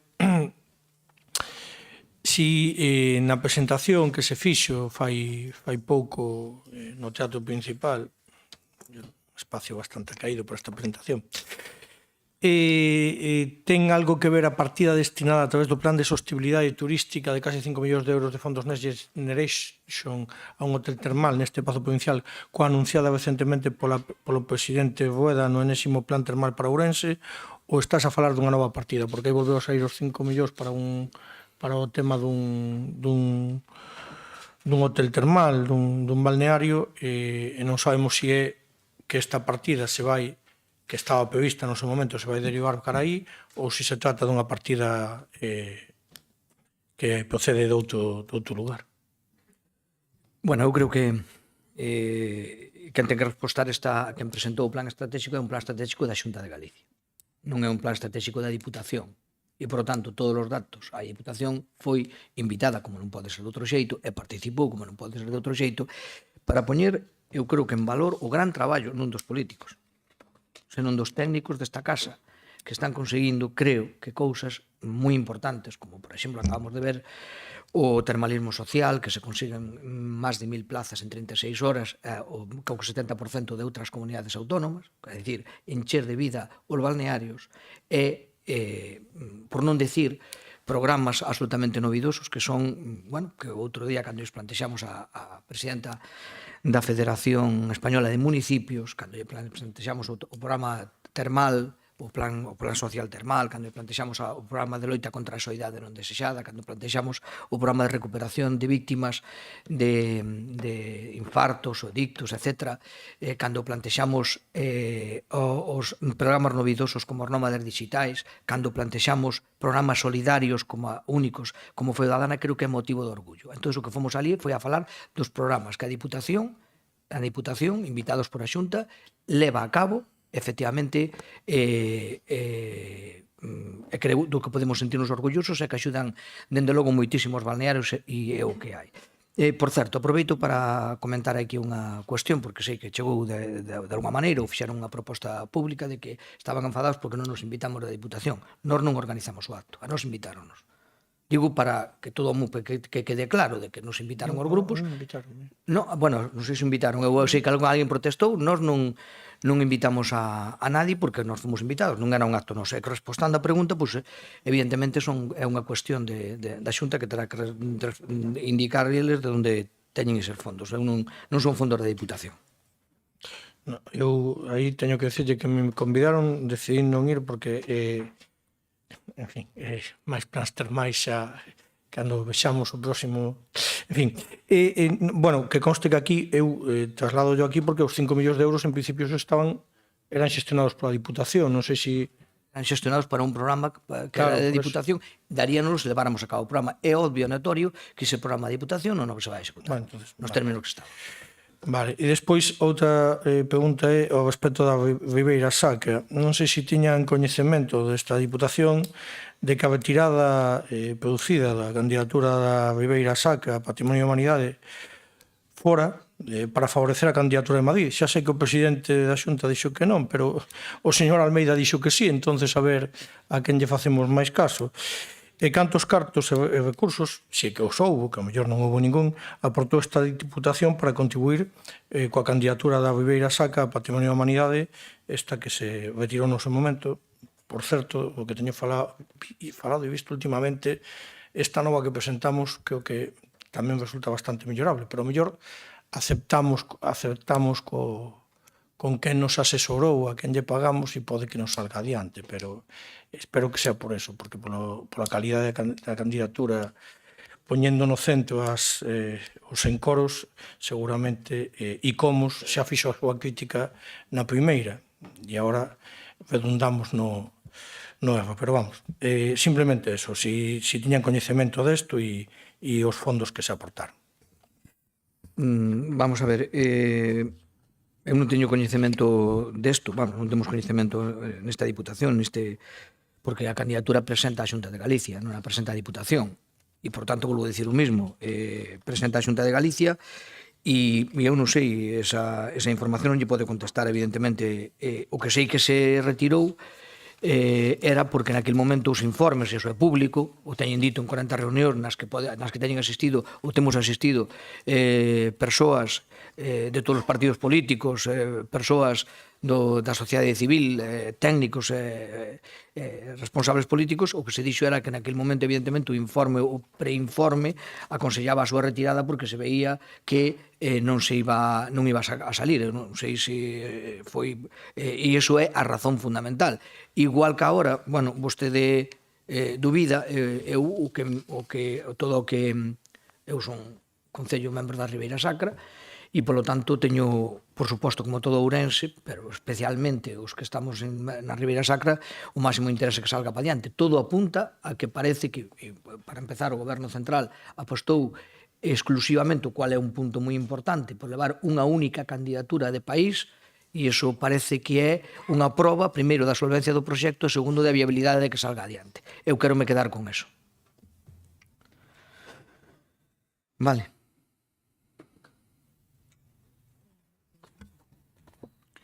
Quédanos unha última pregunta sobre Florencio de Arborio. Lembrar que Florencio Martínez Vázquez, creador e afiador paixonal da parroquia de Arborio de San Xoán de Río, falecido en setembro de 2004, deixou un profundo legado. Neste legado existe unha colección de pedras de afiar que a familia quixo ceder á Deputación Provincial de Ourense. Pero semella que non ten resposta. Non ten resposta desta Deputación. A pregunta é se a Deputación de Ourense pode asumir a custodia da colección de Fernando de Arborio. De Florencio, perdón. Bueno, vamos a ver, a Deputación de Ourense ten, eu creo que, despois cando a veces traemos cousas subvencións nominativas e demais, díganos a veces que lle damos a entidades, e aquí, pois, todo o mundo ven ofertando, evidentemente, sobre todo no ámbito particular, cousas que a familia non pode asumir nun momento determinado. A verdade é que eu teño tido moitos ofrecementos, concretamente a familia de Florencio de Arborio. Eu no ano e medio que levo de presidente non tuve ningún contacto ni ninguna petición, pero si outras que veñen ofertando, pois, coleccións de libros, de pintura, de diversas cuestións que se fai prácticamente inabordable.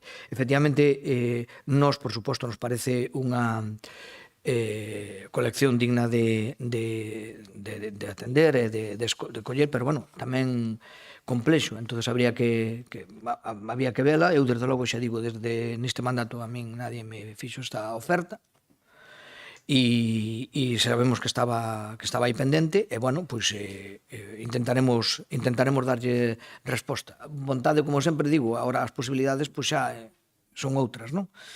É o que lle podo dicir. Sí. Gracias, presidente. Dúas cousas, un rogo in voce e unha pregunta. O rogo é o seguinte: a Fundación Luís Tilbe ten presentada unha solicitude para unha reunión ca presidencia, foi derivada, me parece que o deputado de Cultura, esa presentouse no mes de setembro e de momento seguen a espera sen resposta. Eu rogaríalle, pois, polo menos que lle den unha data e que os escoiten o que a teñan a ben presentarlle, e logo despois vostedes toman a decisión que queiran. Vale, aceptado o rogo e xa recibo E o segundo, bueno, pois unha pregunta in voce tamén que quero facerlle, señor presidente, e están, bueno, con nós no plenario representantes dos traballadores do Chúo que utilizan a diario o parque en público que esta Diputación ten concesionado coa empresa Georsa. Coas novas tarifas aprobadas, e xa o tratamos aquí porque xa lle fixen outra pregunta ao respecto, están pagando un 40% máis do que viñan pagando no ano anterior. Os precios aprobados en setembro entraron en vigor a 1 de novembro con esta suba, e dende aquela, a pesares das concentracións do persoal afectado, traballadores e traballadoras do Chúo, de unha reunión con vostedes seguen sin solucións. O Grupo Socialista preguntamos nas comisións informativas da semana pasada sobre este tema, e a resposta foi que estaban pendentes dunha xuntanza ca concesionaria e cos traballadores para chegar posturas e poder consensuar as tarifas para este colectivo. Para cando teñen prevista esa reunión? E, bueno, que saiban que xa levan pagados 3 meses con esa suba, que é un cuarto de ano, e, bueno, que representa un esforzo para os traballadores e as traballadoras que, como digo, utilizan a diario ese parking. Moitas gracias. Vai contestar a diputada, efectivamente, que bueno, a nosa portavoz que leva o tema, pero eu quero que, porque é unha cousa que a verdade é que casi me molesta, non? É dicir, porque estás, pero no que vou a decir, no que vou a decir. Estás dicindo que hai un aumento de tarifas, mire, as tarifas que estaban publicadas e as que se aprobaron é unha baixada. O Caixa ao marxen explicará o EI agora ela, pero o que non se pode dicir é que aumentamos as tarifas. As tarifas oficiales publicadas, que son as que rixen, que eu sepa, eran unhas que estaban claramente, eran as que eran, e tuveron unha baixada. As oficiales, as que están no boletín oficial da provincia. A partir de aí, caixa outro tipo de acordos, que contestalle a diputada. Bueno, respondo eu que teño información de primeira mão. Reunímonos ca Xunta de Persoal do Chúo en 2 ocasións e ca empresa 3.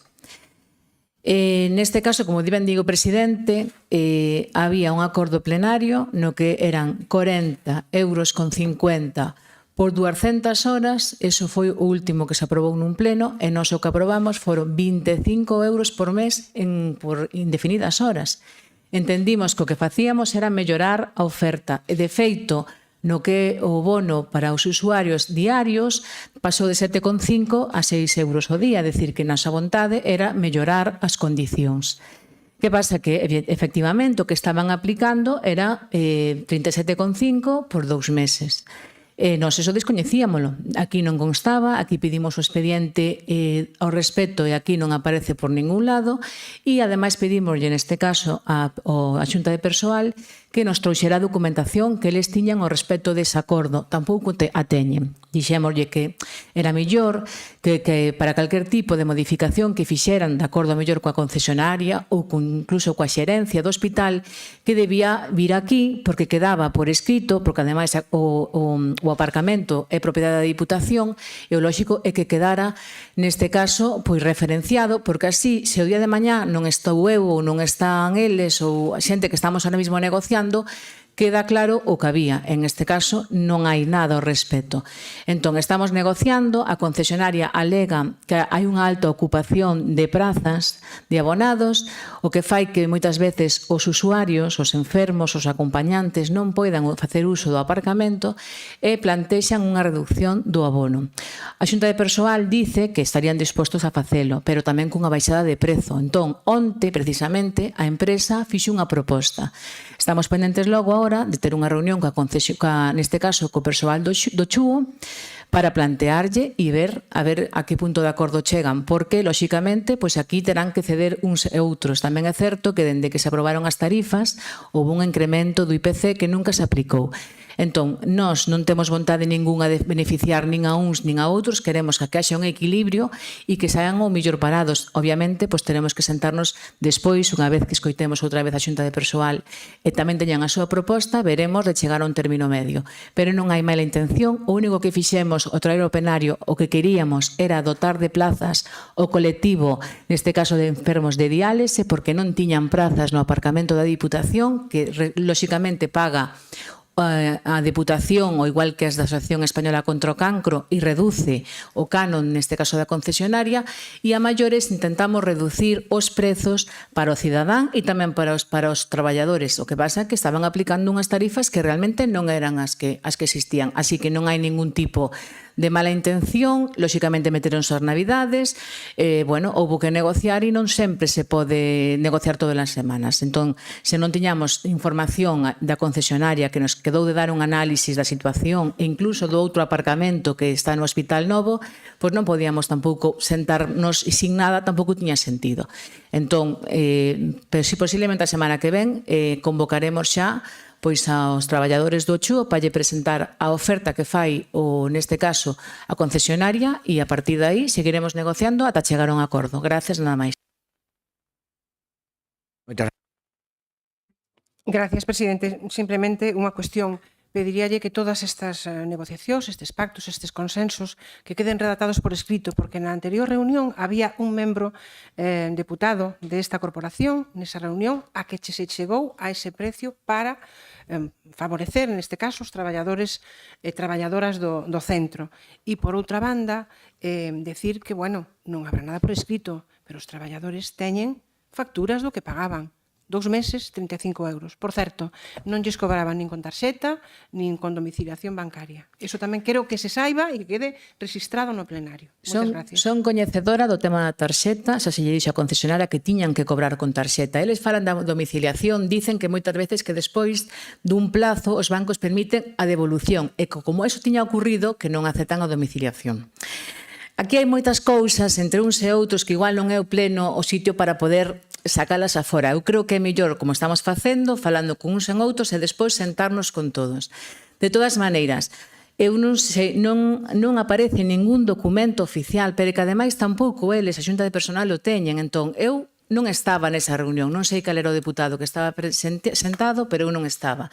E a información que obra nos expedientes da Diputación é o que se aprobou no pleno anterior. Por tanto, non temos outra documentación, inda que haxa justificantes. Ese era un acordo privado entre a entre a concesionaria e o personal. Non ten nada que ver a Diputación. Eu que quero deixar claro que a Diputación, cando baixou outro día os prezos, porque realmente sí que os baixou con respecto á anterior, e por eso estábamos tranquilos, fixo con boa intención.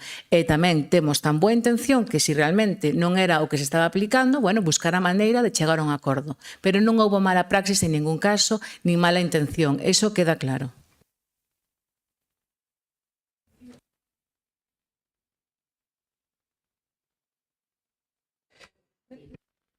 Bueno, creo que xa está suficientemente explicado, vale?